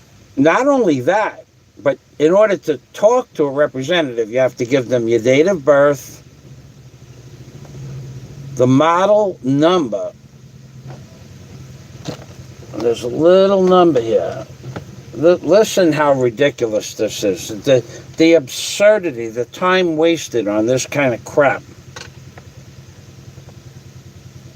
The model number. Okay, the model number and the serial number off the bottom of the modem. See this modem? I have a new modem. This is a Globe at home. They gave me a more powerful modem, which is just a more powerful piece of garbage. So in order to talk to a Globe representative, you have to give them the number you're calling from, as if they don't know. It's not on their computer screen. You have to give them your first. They ask you for your name. If you give them your first and last name, sir, can I have your middle name? So you give them your middle name. Then they want the model and the serial number off, which is the working apparatus, which means wherever that is, you have to stop and turn it upside down and read these letters, which are this big.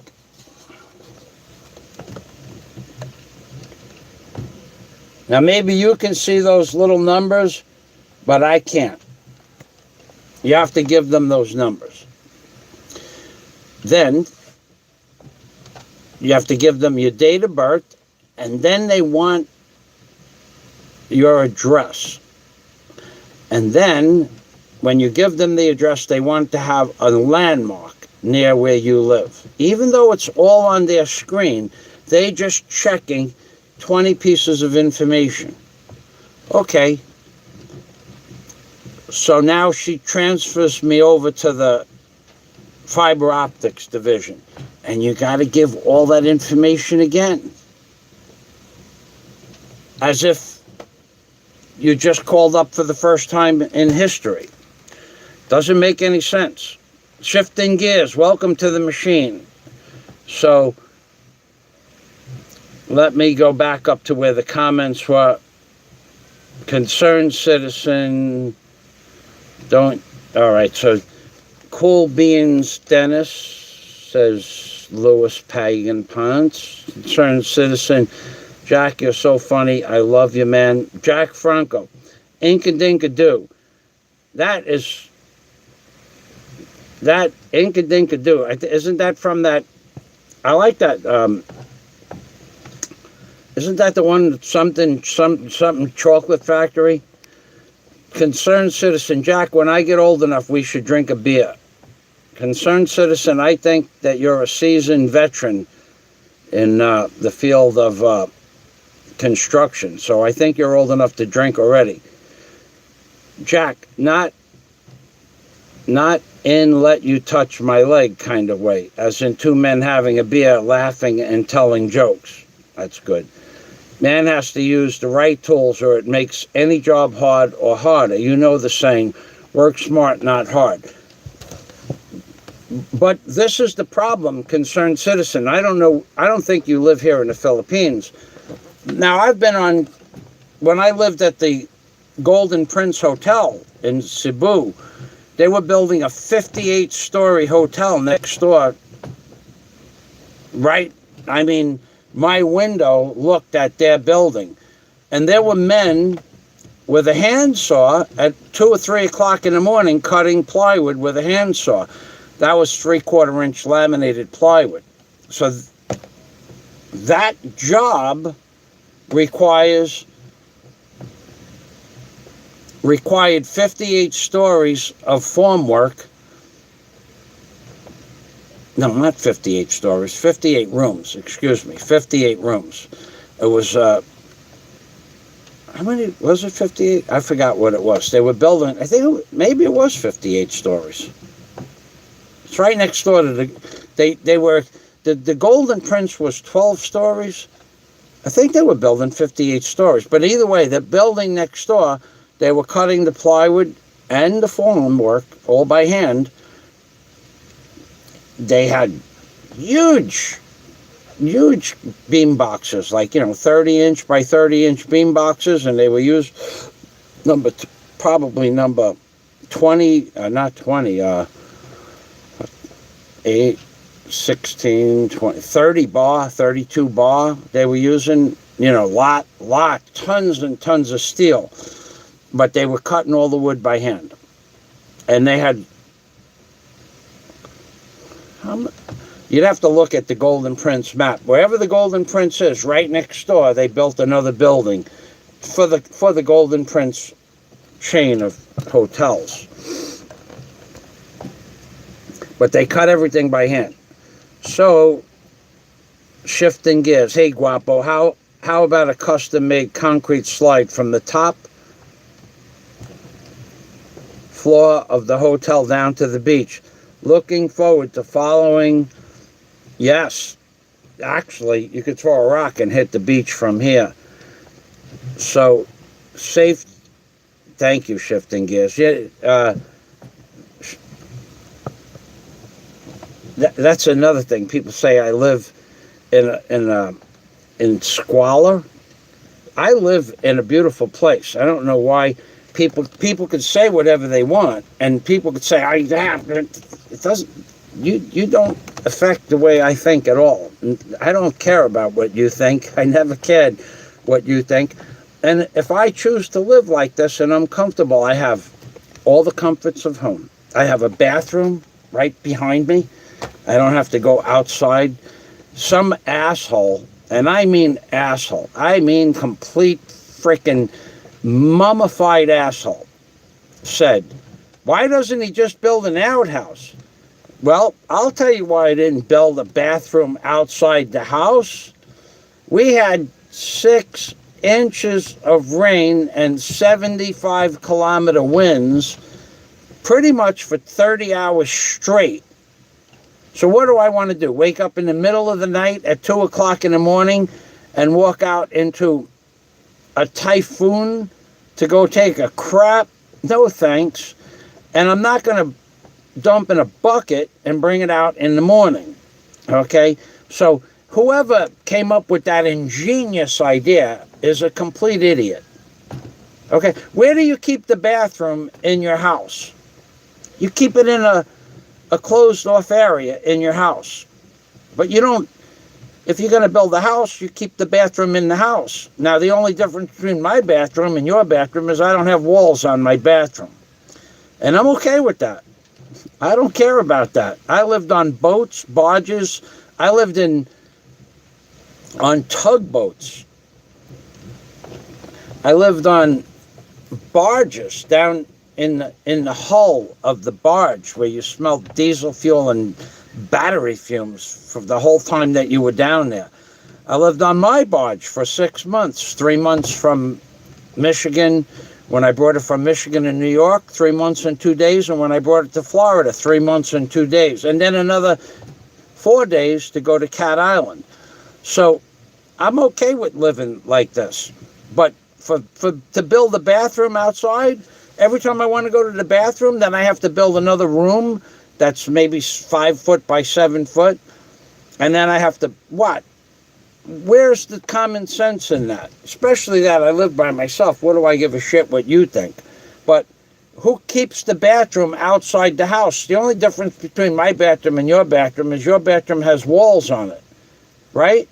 But when you open the door and the baho, which is stink, the baho comes out of the bathroom and it goes all over everything anyway. If you, for the fool, and I mean absolute fool, burdened with stupidity from birth probably, says that my house is more germ inclusive or more germs in my house, then there is no such thing as a house without germs in it, especially fecal matter. Oh my God. That shit is everywhere, pardon the pun. So you could go into the bathroom and spray Lysol. That doesn't kill the germs, it kills the odor. The germs are still there. And if it does kill the germs, well, then you're breathing in Lysol, which kills germs, which kills bacteria, which goes into your lungs, and it kills stuff that the human genome is made of. We'll have none of that. I don't use chemicals. I don't drink chemicals. I don't use chemicals. I don't like to breathe chemicals. And actually, being that I worked inside a septic tank for years, or in the septic tank business, the small smell that comes out of my bathroom is okay for me. It's okay for me. In fact, sometimes, did you ever go to the bathroom? Did any of you people out there, this is real. I know that you people are going to say yes, but you won't admit it. How many times have you gone into the bathroom and created a dump and said to yourself, oh, that's a good one. That's a good one. How many times have you said that to yourself? Everybody says that. This is the way life is. Life is, you get enjoyment in simple ways. Nobody ever went into the bathroom and took a crap and said, oh my God, oh my crap smells so bad. Because that's where the expression comes from. My shit don't stink. I said this many times. You go into the bathroom, right? Let's say you go into the bathroom and you dump. You make a dump, right? This is real life stuff now. Don't mix this up with fantasy. You go into the bathroom and you take a crap. It's bearable, the smell. You might not enjoy it. Some people don't. Some people do. Others are neutral on the subject. But let's say you take a crap, right? You can deal with the smell, right? Because it's yours. Now, you go into the bathroom where someone else just took a crap, and that stinks. And it does. Oh, God, that stinks. Oh, Jesus Christ, what the hell did you eat? Let me tell you how this is going to work. We're going to have a little fun here.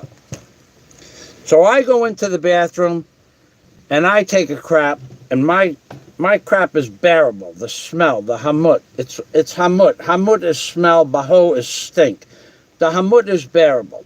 You go into the bathroom and you take a crap, and the hamut is bearable, not stink. But if I go into the bathroom that you just went in, it's not hamut or smell anymore. It's baho, stink. Now let me tell you a little psychological thing that happens. If you and the other person went into the same room and you had earplugs in, you didn't know there was another person in the room, and there was like a piece of plywood where your back is, and you both took a crap at the same time, and you didn't know somebody else was taking a crap, and your crap didn't smell at all, and their crap smelled, baho, and your crap was benign, no smell. When you smelled the other person's crap, you would think it was your crap, and it wouldn't bother you in the least. Psychologically, you would think that the baho coming from the other side of the plywood, the stink, is your stink, and your stink is okay, because your shit don't stink, right? Now, another scenario is four people are in a car. Four, okay? Two in the front, two in the back. And one person passes gas. That person knows that they pass gas, and they just ate a whole bunch of garlic, and that gas is baho. It stinks, right? Well, the other three people are going to want to open up the windows. But if you are in the car with four people and two people, now we're talking about an SBD. We're not talking about a loud fart. We're talking about an SBD, silent but deadly. So let's say you're in the car, your father's driving, and your mother's in the passenger seat, and you and your brother are in the back of the car. Okay, now your mother now, not your father, but your mother passes gas, and it's baho. Everybody in the car wants to open up the window because the car stinks, right? But let's say your mother passes gas and it's baho, but let's say one of either you or your brother or your father passes gas at the same time, silent but deadly. Well, those two people will sit there and enjoy the hamut, because to them, it's their gas. It doesn't bother them. But the two children in the back, they're gagging. They need to open a window.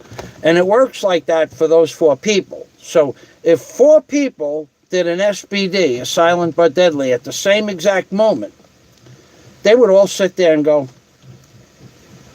and they would be wondering why nobody else is being affected. Because everybody thinks it's their gas. It's their shit don't stink scenario, but without the actual fecal matter. That's how it works. So I'm okay with my bathroom being in my house. Just a little, I had to do that little side thing. I have to do something stupid on every live stream. That was it. But it's true. Is it safe to say that the workers... Oh, okay, Lewis, we're going to get to that. Peace. Shifting gears, thank you. Lewis Pagan Ponce, is it safe to say that the workers refuse to adopt any technique that is not the technique they were taught? Do they think outside the box, or do they rush into things without an evaluation? Well, I don't know what they think here. I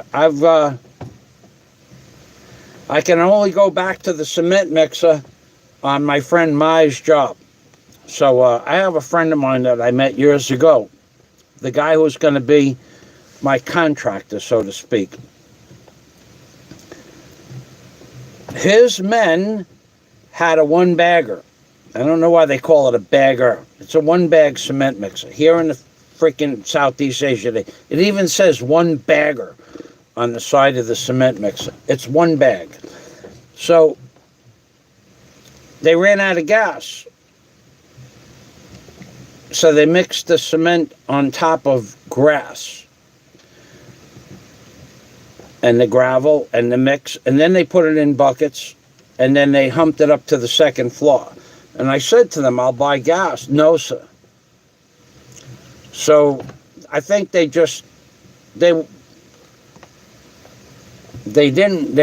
were trying to see how long they could make the job last. And I could prove that 100 different ways. So when I called up Mai and I said, Mai, he was in Manila.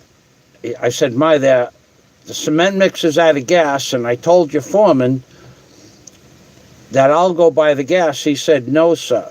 Only Mike can put gas in the cement mixer. And Mike said, Mike, don't waste your time. They're not gonna use the cement mixer unless I'm there.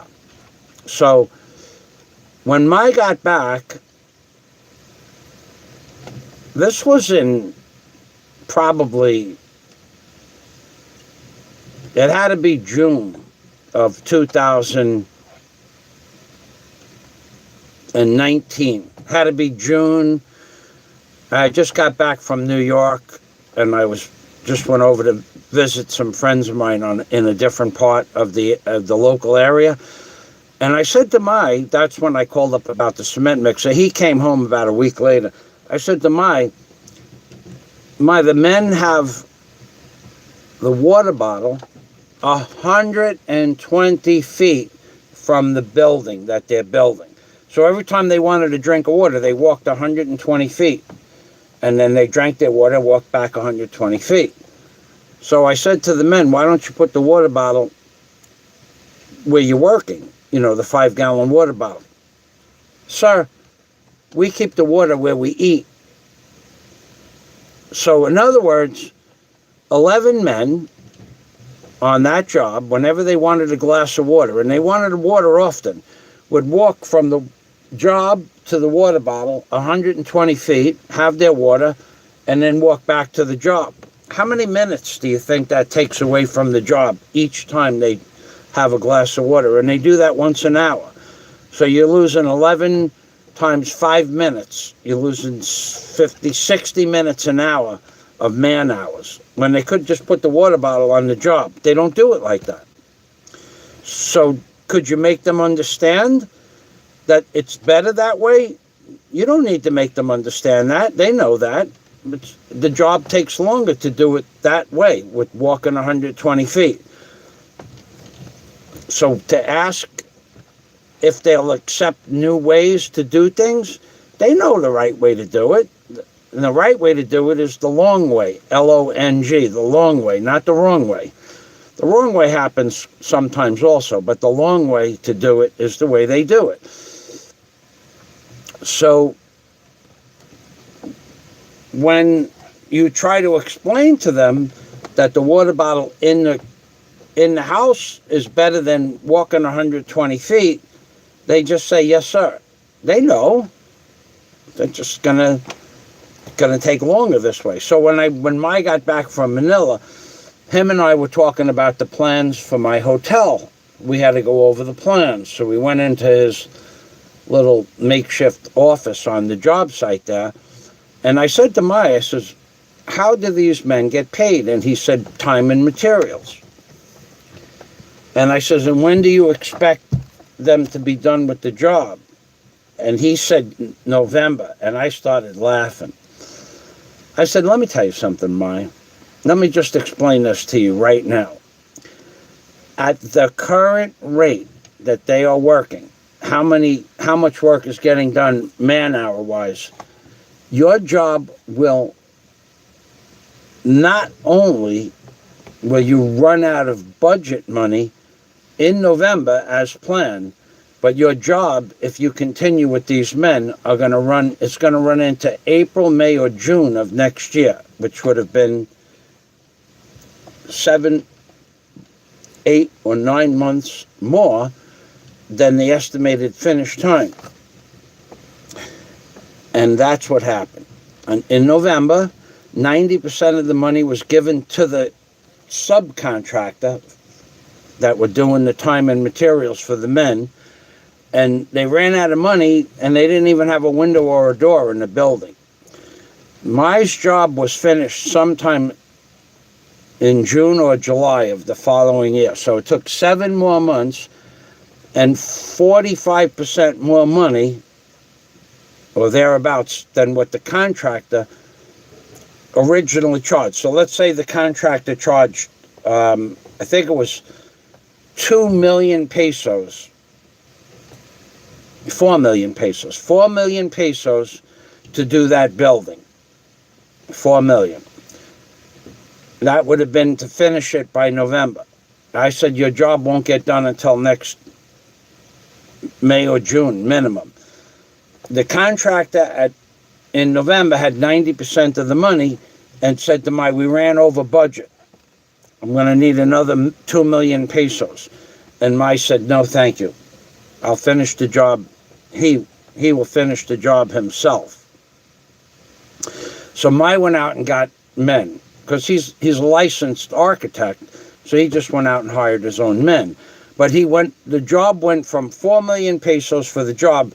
Now he had to spend an additional 2 million pesos. However, if the job would have been run in a professional manner, and the men didn't mix the cement on the grass, when there was a cement mixer right there to mix the cement with, and the men didn't walk 120 feet to get water each time they wanted a glass of water.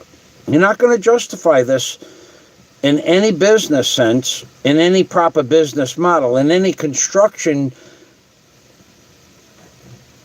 If you're going to give an estimate, you couldn't possibly give an estimate where there's going to be 2 hours a day walking back and forth, 2 hours, 11 men walking to the water cooler once each hour, each trip taking 5 minutes. So that's 5 times 11. That's 55 minutes per hour that you lose for walking time. Plus, when you stop working, you lose a certain percentage of your momentum on the job itself. You can't figure that into a budget. Well, you could. Time and materials. And then who cares how long it takes? But if Mai is working from a budget, his budget was blown out by November, and the contractor said, well, the contractor that was supplying the men, well, we'll be able to finish it, for another 2 million pesos. But the price was high to begin with, that 4 million pesos. Well, let's just say you had a professional Filipino contractor on the job that was getting paid for the job itself. And then, like the guy who was going to do, one of the guys who I was going to bid on my hotel, Keith. Let's say Keith gave me a price for a finished product. It had to be done by a certain day. Otherwise, there would be a penalty, per diem basis penalty. Well, they won't sign that here. But let's just say that Keith was going to work on for one job budget. You get paid when the job is started, in the middle, somewhere before the end, and at the end. But your budget is 4 million pesos. You have to finish the job for 4 million pesos. So when you get your third payment, you don't get the fourth payment until the job is done. Well, Keith is going to finish that job on time because he wants to get a profit. So if Keith was on the job, he would make sure the men worked, or the men would work for Keith in a professional manner. But there was no such thing going on Mai's job. The contractor for the men that supplied the men that gave him a price of 4 million pesos, he never came to the job. I never saw him there.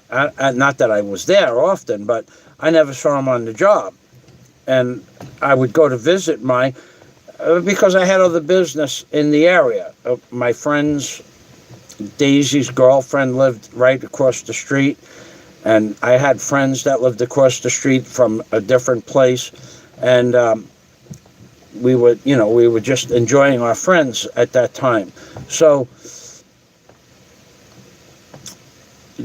take it to suffice it to say that if you gave them instructions, no, they wouldn't take instructions. They don't take instructions well.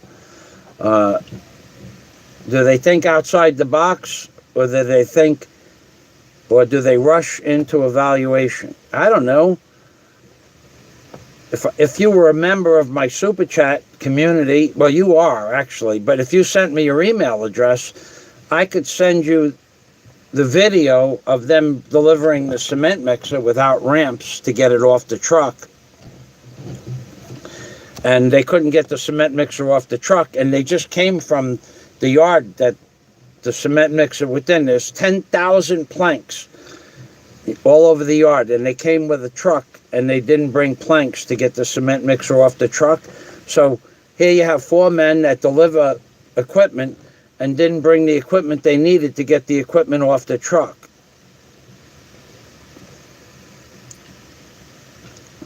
Shifting gears. I always bring the stupid out in people. Yeah, concerned citizen, but I'm going to build a hotel anyway. I got nothing else to do. It's just a project for me to do. It's just something to do while I'm here. It fills in the time in between going diving and stuff like that.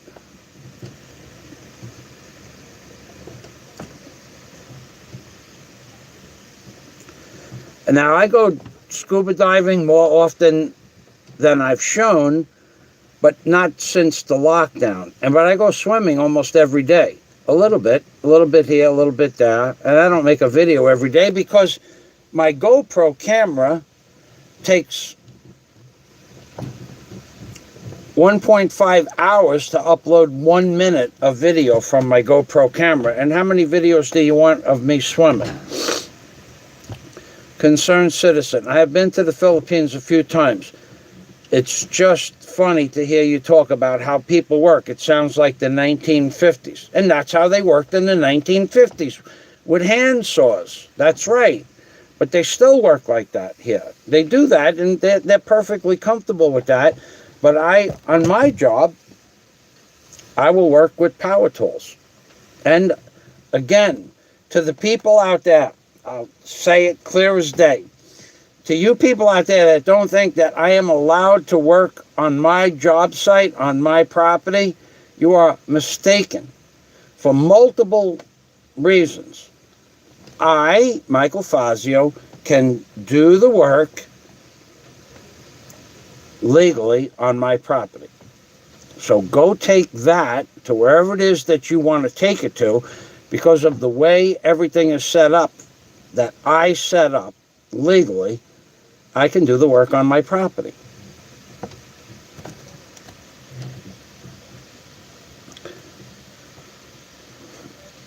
Jack Franco, Seattle Parks Department, 1850s. He corrected him 100 years back. Oh, only hand tools. Yeah, that's funny. Yep.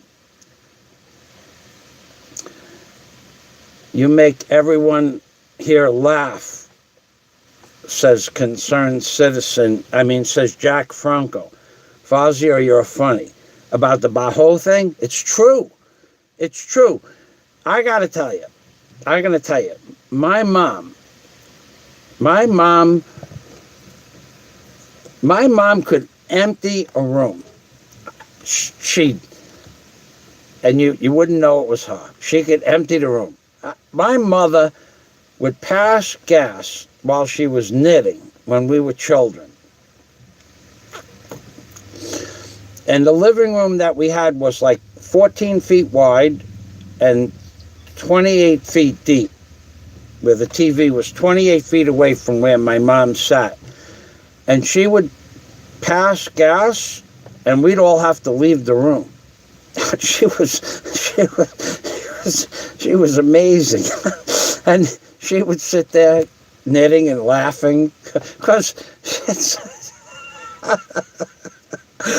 Because who would never think? You would think maybe Dad did that, but not Mom. And she would just sit there, keep knitting. She would just laugh. We'd open up the door, the front door and a window, cross ventilation. And my mom was horrible. And she ate the same stuff that we ate for dinner.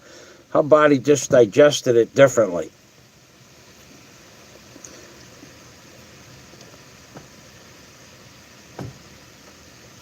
Now, Lysol, Jack Franco, Seattle. Okay, Lysol is poison, my friend, and you're right. It's not good for the pets.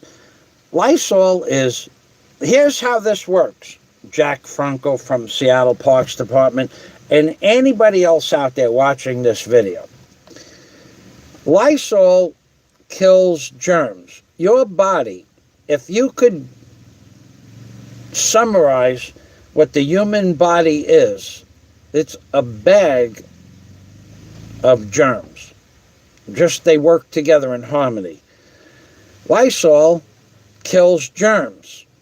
Your body is a bag of germs, or a bag of water filled with a whole bunch of different things that make different kinds of germs. Some germs digest food. Some germs create digestive juices in the intestinal tract. Some germs filter out certain things in your large intestine and your small intestine. But here's how you can tell if Lysol is good for you. Get a bottle of Lysol or a can of spray paint, spray Lysol, and spray it into the cap. Spray ½ ounce of Lysol into the cap of the bottle and drink that. Okay, you're going to die, or you're going to be really close. It'll kill you. I mean, all right, so now just drink 2 of those caps. Guaranteed you're going to die. Guaranteed. So, is Lysol good for you? It smells okay, but it's poison. It doesn't matter what it hides the smell of the hamut or the baho. It's poison. It's not good for you. It's not good for your pets. It's not good for anything. And if you think Lysol is bad, take a cap full of Raid. See what that does to you. I haven't used a bug spray, a mosquito repellent, a spray of Lysol or Raid inside a house since 1970, in the 70s when I had an apartment. That shit's poison. That'll kill you. Now outside, if I see an ant infestation, I'll hit it up with maybe some Raid or some bug spray.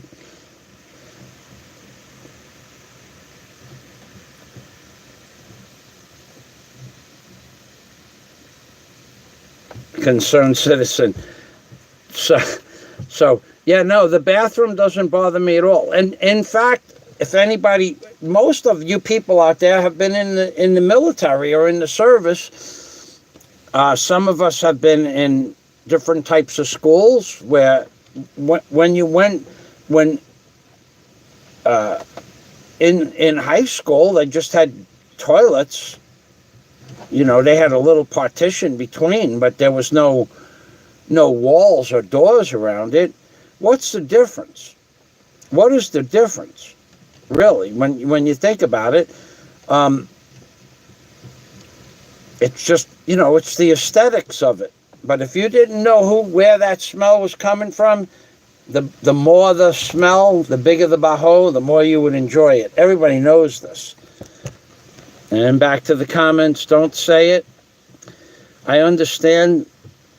I have said, wonder what was dead in me, says concerned citizen. Google barge dragon, I dare you. Oh, yeah. Oh, I know where Jack is going with that. There are people out there that say, I never owned any tools, or I don't know how to use tools. Google on my page, barge dragon. I owned a crane barge with marine construction equipment on the barge. Or just Google, go to Google itself, go to Google or Bing and put in Michael Fazio's real jobs. with an S. And you're going to come to me building beaches with heavy equipment, setting telephone poles in place, doing giant excavation jobs for gas stations. Maybe the school jobs I did in Marathon and Tavernier, Florida will pop up in Michael Fazio's Real Jobs. I don't pay much attention to those people. And in fact, we have the wager that no one ever wants to take the wager. Louis Paganpunt says, hey, I took a royal dump one time and almost burnt my nose hairs off. Geez, I wish I could have shared that with someone I genuinely disliked. Could you, that guy that you don't dislike, if it's a guy, I wish that you could have shared it with him too. Well, that's how you tell if you're in love with someone, Harriet.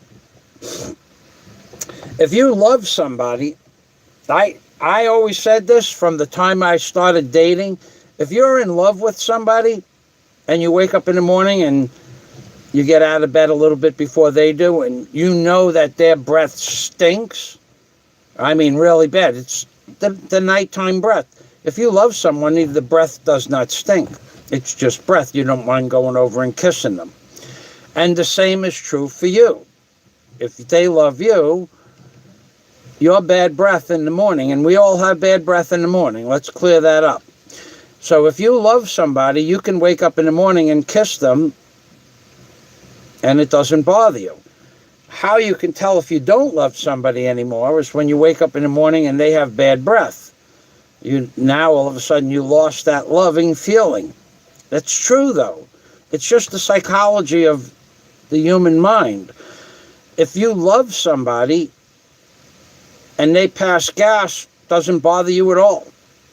When you have a child and you're changing the baby's diapers, that stinks, yeah? But not to you. It's your child because you love them. It's the same thing with adults. It's not anything different. When you're changing your baby's diapers and someone else walks in the room, they go, oh my God. But to you, it's your baby's diapers. It might smell a little bit bad, but it's your baby. When you love somebody, their breath doesn't smell. And when you walk into the bathroom after they use the bathroom doesn't smell. This is hamut, not baho. Hamut is smell, baho is bad smell. But when you love somebody, it's only hamut. Everybody knows this. It's a fact of life. You change your children's diapers, you're just changing your children's diapers. Somebody else walks in the room, oh my God, what did that child eat? It's not their kid. Same thing with bathrooms and passing gas, or what they call in the Philippines to pass gas is called utot. Utot. My mom would give you an utot that would clear the room. Guaranteed. You wouldn't say, what the? So, a good egg fart, Dennis says. That's true. It's bearable to your woman, Sir Fazio, of course. Yes, it is. It's bearable. And it's the same thing. So, a good egg fart, says Dennis Adam, putting in his intelligentsia, a good egg fart, or a good egg fart with a side order of garlic. Garlic and eggs, oof, there's nothing like a good egg fart.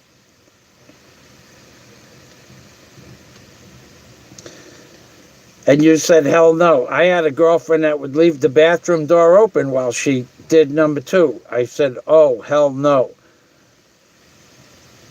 It's not, some people do leave the bathroom door open. I actually don't remember anybody I lived with that left the bathroom door open. Preferably, it's better that they left the door open so you could get, you could break into it easily if you were waiting to go into the room. All right, so now we're talking. LaRue Seagrass, welcome to the machine, LaRue. So anybody that is not subscribed to LaRue's channel or the Dennis Adam channel, please do so now. Dennis Adam has a channel that's about coal, burning coal and coal stoves, and it's winter in America and Europe, That might come in handy for you. Dennis Adam, if you want to put the link to your channel up, you're welcome to do so. And LaRue has a channel that she talks about everything Philippines. And she's more energetic than I am, that's for sure. So please, by all means, LaRue, if you'd like to put the link up for your channel, you're welcome to do so. Jack is saying hello to LaRue and lots of love. And LaRue was saying, my dear friend Dennis Adam, blessed you. Damn, Dennis, now you're talking nasty. Red beet egg, and beer fart, pickled eggs. Okay, I don't know if I ever had a pickled egg. And then LaRue was saying, bro, Jack. Jack will, of course, say back to LaRue. LaRue always makes sure she tells me she watches my ads. Thank you for that, LaRue. Thumbs up for you, host. Thank you for that, LaRue. I like, Jack Franco being honest. Yeah, if you love your wife, you love the smell of my wife's ta'i. The word is ta'i we use here in the Philippines. Ta'i means crap. So Jack Franco was being honest. I love the smell of my wife's ta'i, or crap. Yeah, nothing like a good, honest vlog, yeah? How's the quality of cement compared to the U.S.? Seems like hollow blocks are brittle. Well, if you watched my how to make cement blocks video, it's the batch. In order to get the cement blocks, I mean, it only takes about 90 seconds to make cement blocks. From the time they put the product in the cookie cutter mold to the time the blocks come out and are stacked on top of one another, it's a very soft mix. You could take the cement block, well, when it first comes out of the mold, you could just crumble it with your hand. But a few days later, it's not that strong, the cement blocks here, because they don't use a lot of Portland cement or mortar or masonry cement. They use a minimum. But what happens is you fill the blocks later on with rebar and fill the blocks. So it becomes strong enough to do what you need to do here. It's strong enough for the code, strong enough for the building inspector, it's strong enough for whatever you would need here. Everybody does it the same way. It's been done the same way as far back as I know. And then, of course, the cement gets hard. In each year that the cement is inside the block and the stucco's on the wall, it gets harder for about the first 50 years. And for the next 50 years, it starts to deteriorate. So we're not going to have to worry about either one of those. I'll be long dead before that. Host, you remember your mom? Oh, my mom could clear a room. Oh, yeah.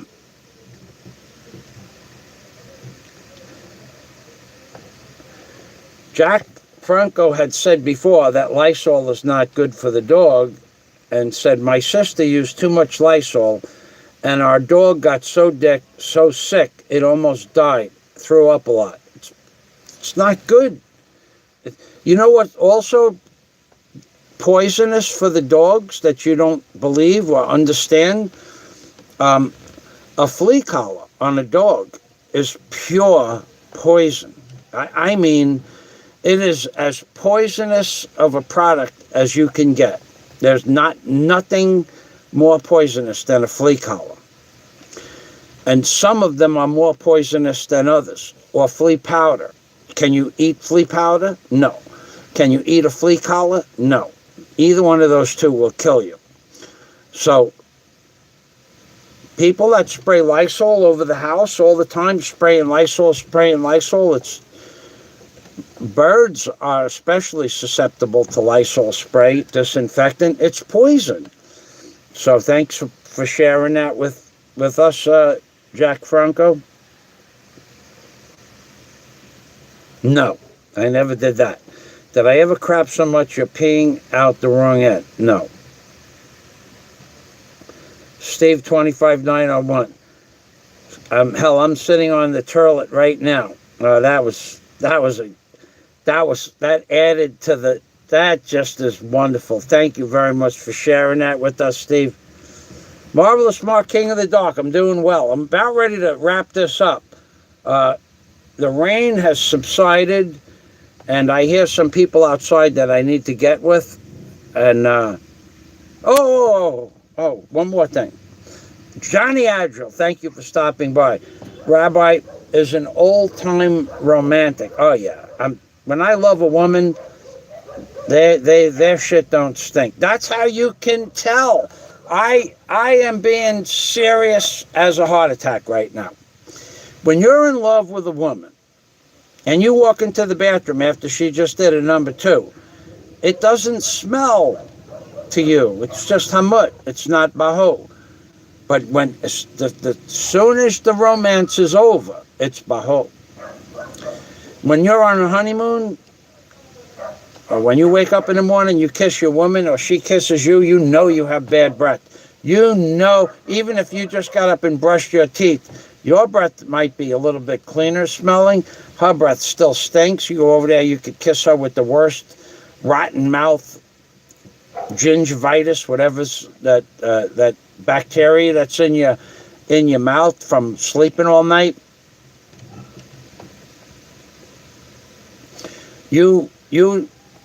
It's immaterial. So let me tell you what Lazada did. I told you people I have a gimmick coming. Now their gimmick, they were supposed to come by the 19th. Lazada, sorry, we lost each other. Meant here in the Philippines,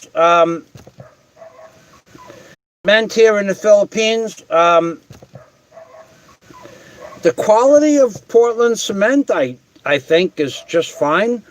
I think what they do here that reduces the strength of the mix itself is they put too much water in the mix. And then a lot of times my uncle and Irving Klein, my uncle would freak when we did this. If we left the mix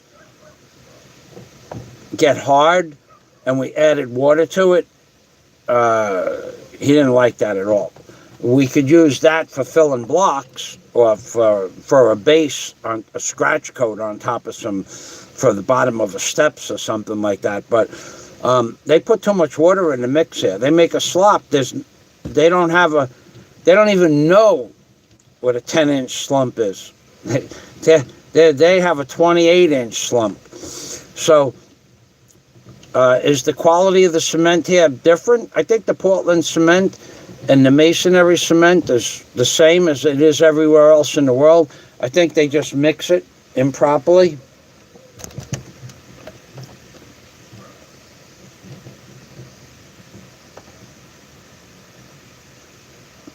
Oh, hell, someone has the abomination avatar Surfazio. I don't know what that means. I don't know what an abomination avatar is. But Keiko, Pretty Boy Kurkevic, thank you for stopping by. I'm about ready to wrap this up. I'm doing well, thank you. Actually, I'm doing quite well, except that I was starting to talk about what is today's date? I don't know what today's date. I think it's the 12th in the Philippines. They changed the due date for my gimmicks from the 6th. Everything was going to be delivered by the 6th, and now it was the 15th, and today's the 12th. Nothing has come yet. I mean, how can 3 orders from 3 different places not be available when they tell you by the 6th, and that is an additional 6 days? It's twice as long, and they still didn't get the stuff yet. Hey, Mike, Louis Pagan-Pont says, hey, Mike, do you have to provide any cement mix, piling, foundation quality documentation to provide the inspector to prove compliance with code before they approve your certificate of occupancy? No. Not as of the last time that I that I read their codes. Well, why would you use, for my hotel, why would I use a lower grade? Now, I know people that have done that. I know people that have, instead of whatever the mix was, 20 or 30% less concrete on a single family house. And I know people that have burned bar. Oh my God. Oh, I showed Jack Thompson. I sent him a video of of a job I was on, just making a construction job. Every single, here, this is one for concerned citizen, if you're still here. This is one for you, concerned citizen. And also Louis Pagan Punts. Imagine building a beam box. Imagine building a beam box. And the beam box is 12 inches wide and 12 inches deep. Okay. Now you're going to pour concrete into that beam box. So your rebar has to be 3 thicknesses of the bar from the beam box wood itself. Floor and both sides. Floor of the beam box and both sides. Which means if you're using, say you're using 5 bar, 5/8 of an inch bar. Well, that means you have to have 1.5 inches of concrete outside your cage. That's the code. That's the code here too.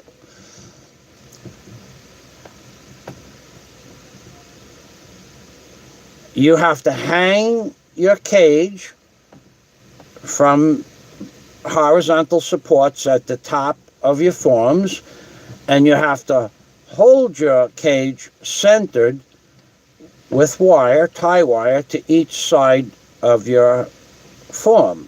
So now you have a form that's 12 inches wide, but your cage is only 9 inches because you have 1.5 inches of concrete outside the cage and 1.5 inches above the bottom.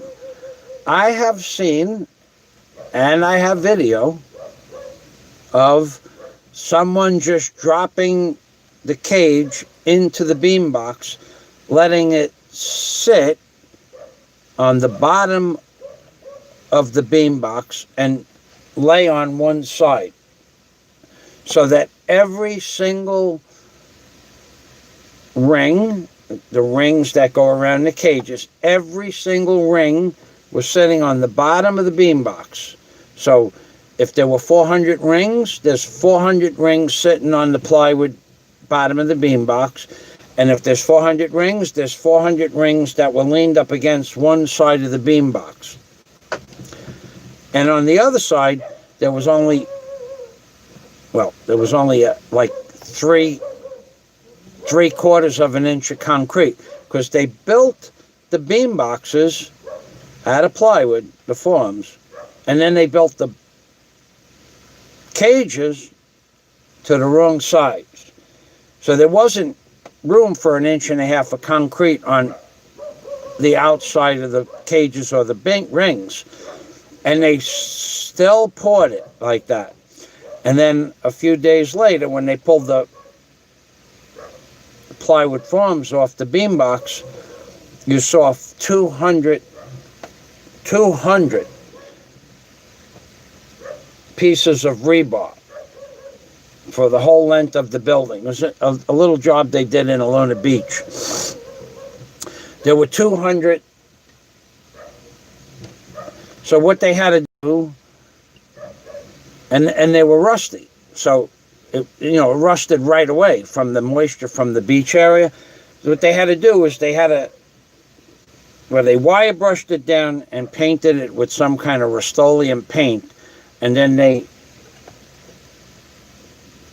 skim coated over that on the bottom and the sides of the beam box. And also that mix came via a operation, the big trucks, the pump truck.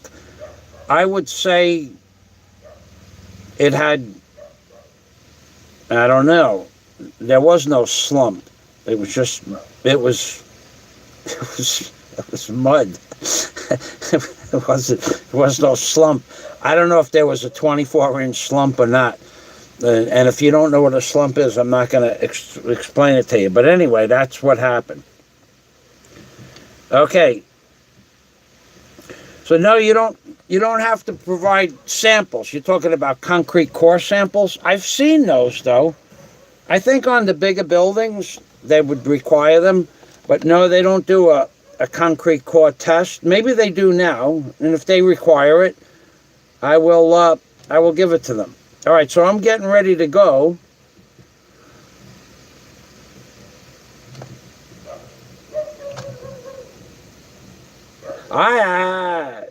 Jack Franco, Seattle Parks Department says freshwater or sea salt used. No, the water in the cement truck was fresh water, but the rings were sitting on the bottom of the wood frames, the wood concrete forms. The salt air came off of the ocean. It was right on Alona Beach itself, Alona Beach proper.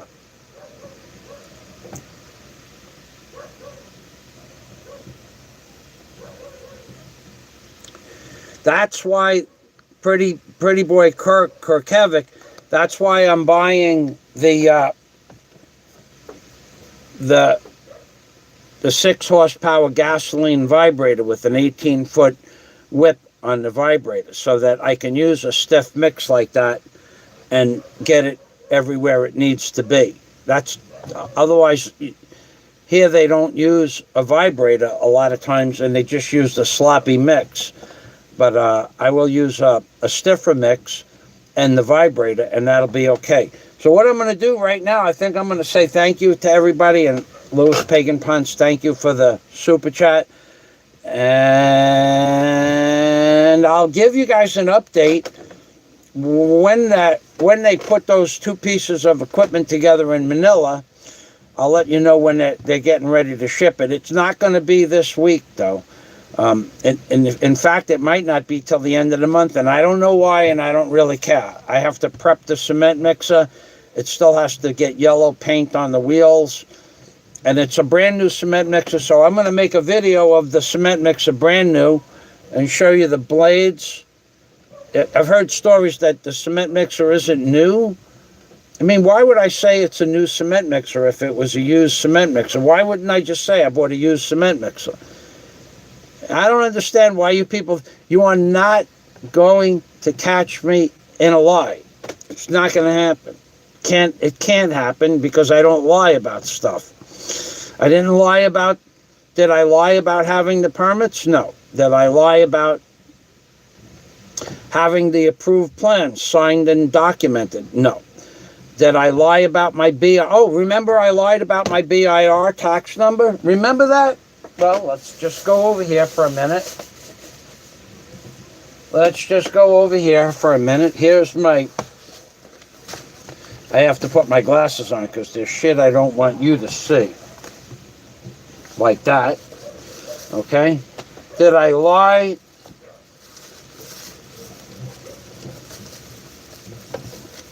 Did I lie about my BIR taxes? Where somebody said, he's lying! He doesn't have a business tax number. He's collecting stupid chat without a business license number. So here's the book. 10 books I got, or 12.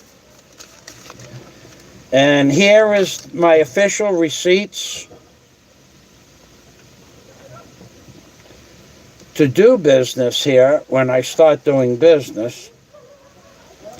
I'm not going to show you my TIN number.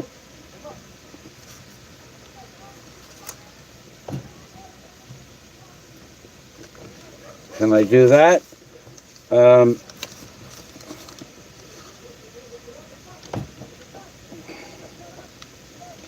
I can do this.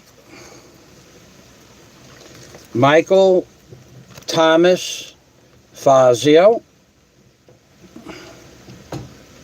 And there is my first book number, 00000001. And that is a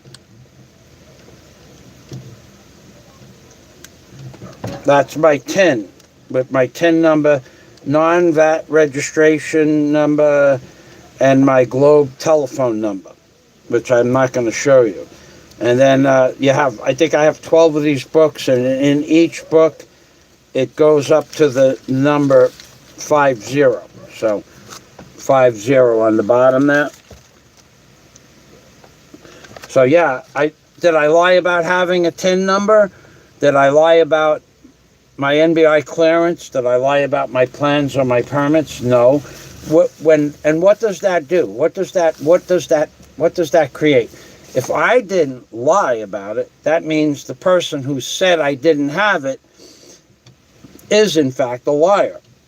Lied about me not having a BIR number, lied about me not having permits and plans, continues to lie about me not having permits and plans, and that somehow I falsified documentation, continues to lie, saying that I, Michael Fazio, cannot do work on my property, continues along the lines of calling me that I'm doing work improperly in the Philippines. And yet, everything that I have, my legal documentation, every inspector, every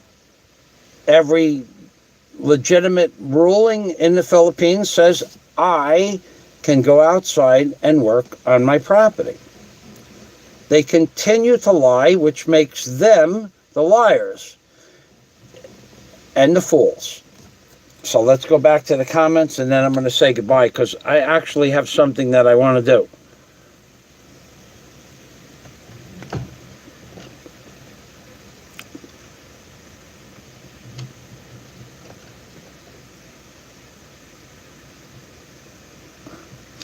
Yes, Lewis, just send me your email again. Well, look, the problem with that, Lewis, is right now, in the beginning, this brick, the charging brick, is not any good. I can't turn on my computer. And I can't go to the city until my toy order comes from Lazada.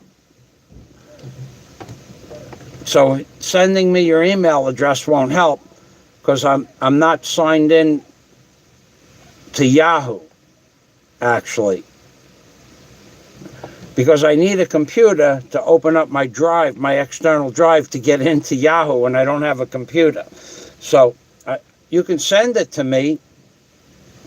What you could do is put it in the comments, your email address.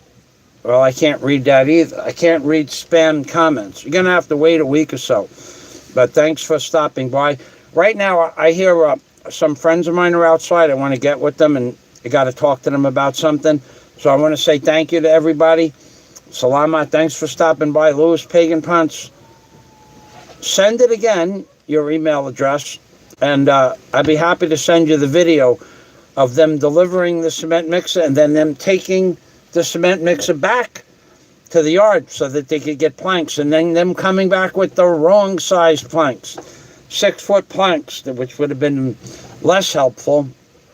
False sense of security to get that machine off the truck, and that would have been funny, but not funny, because then I would have needed not only a new machine, I would have just gave up, bought it someplace else at that point. Thanks for watching, everybody.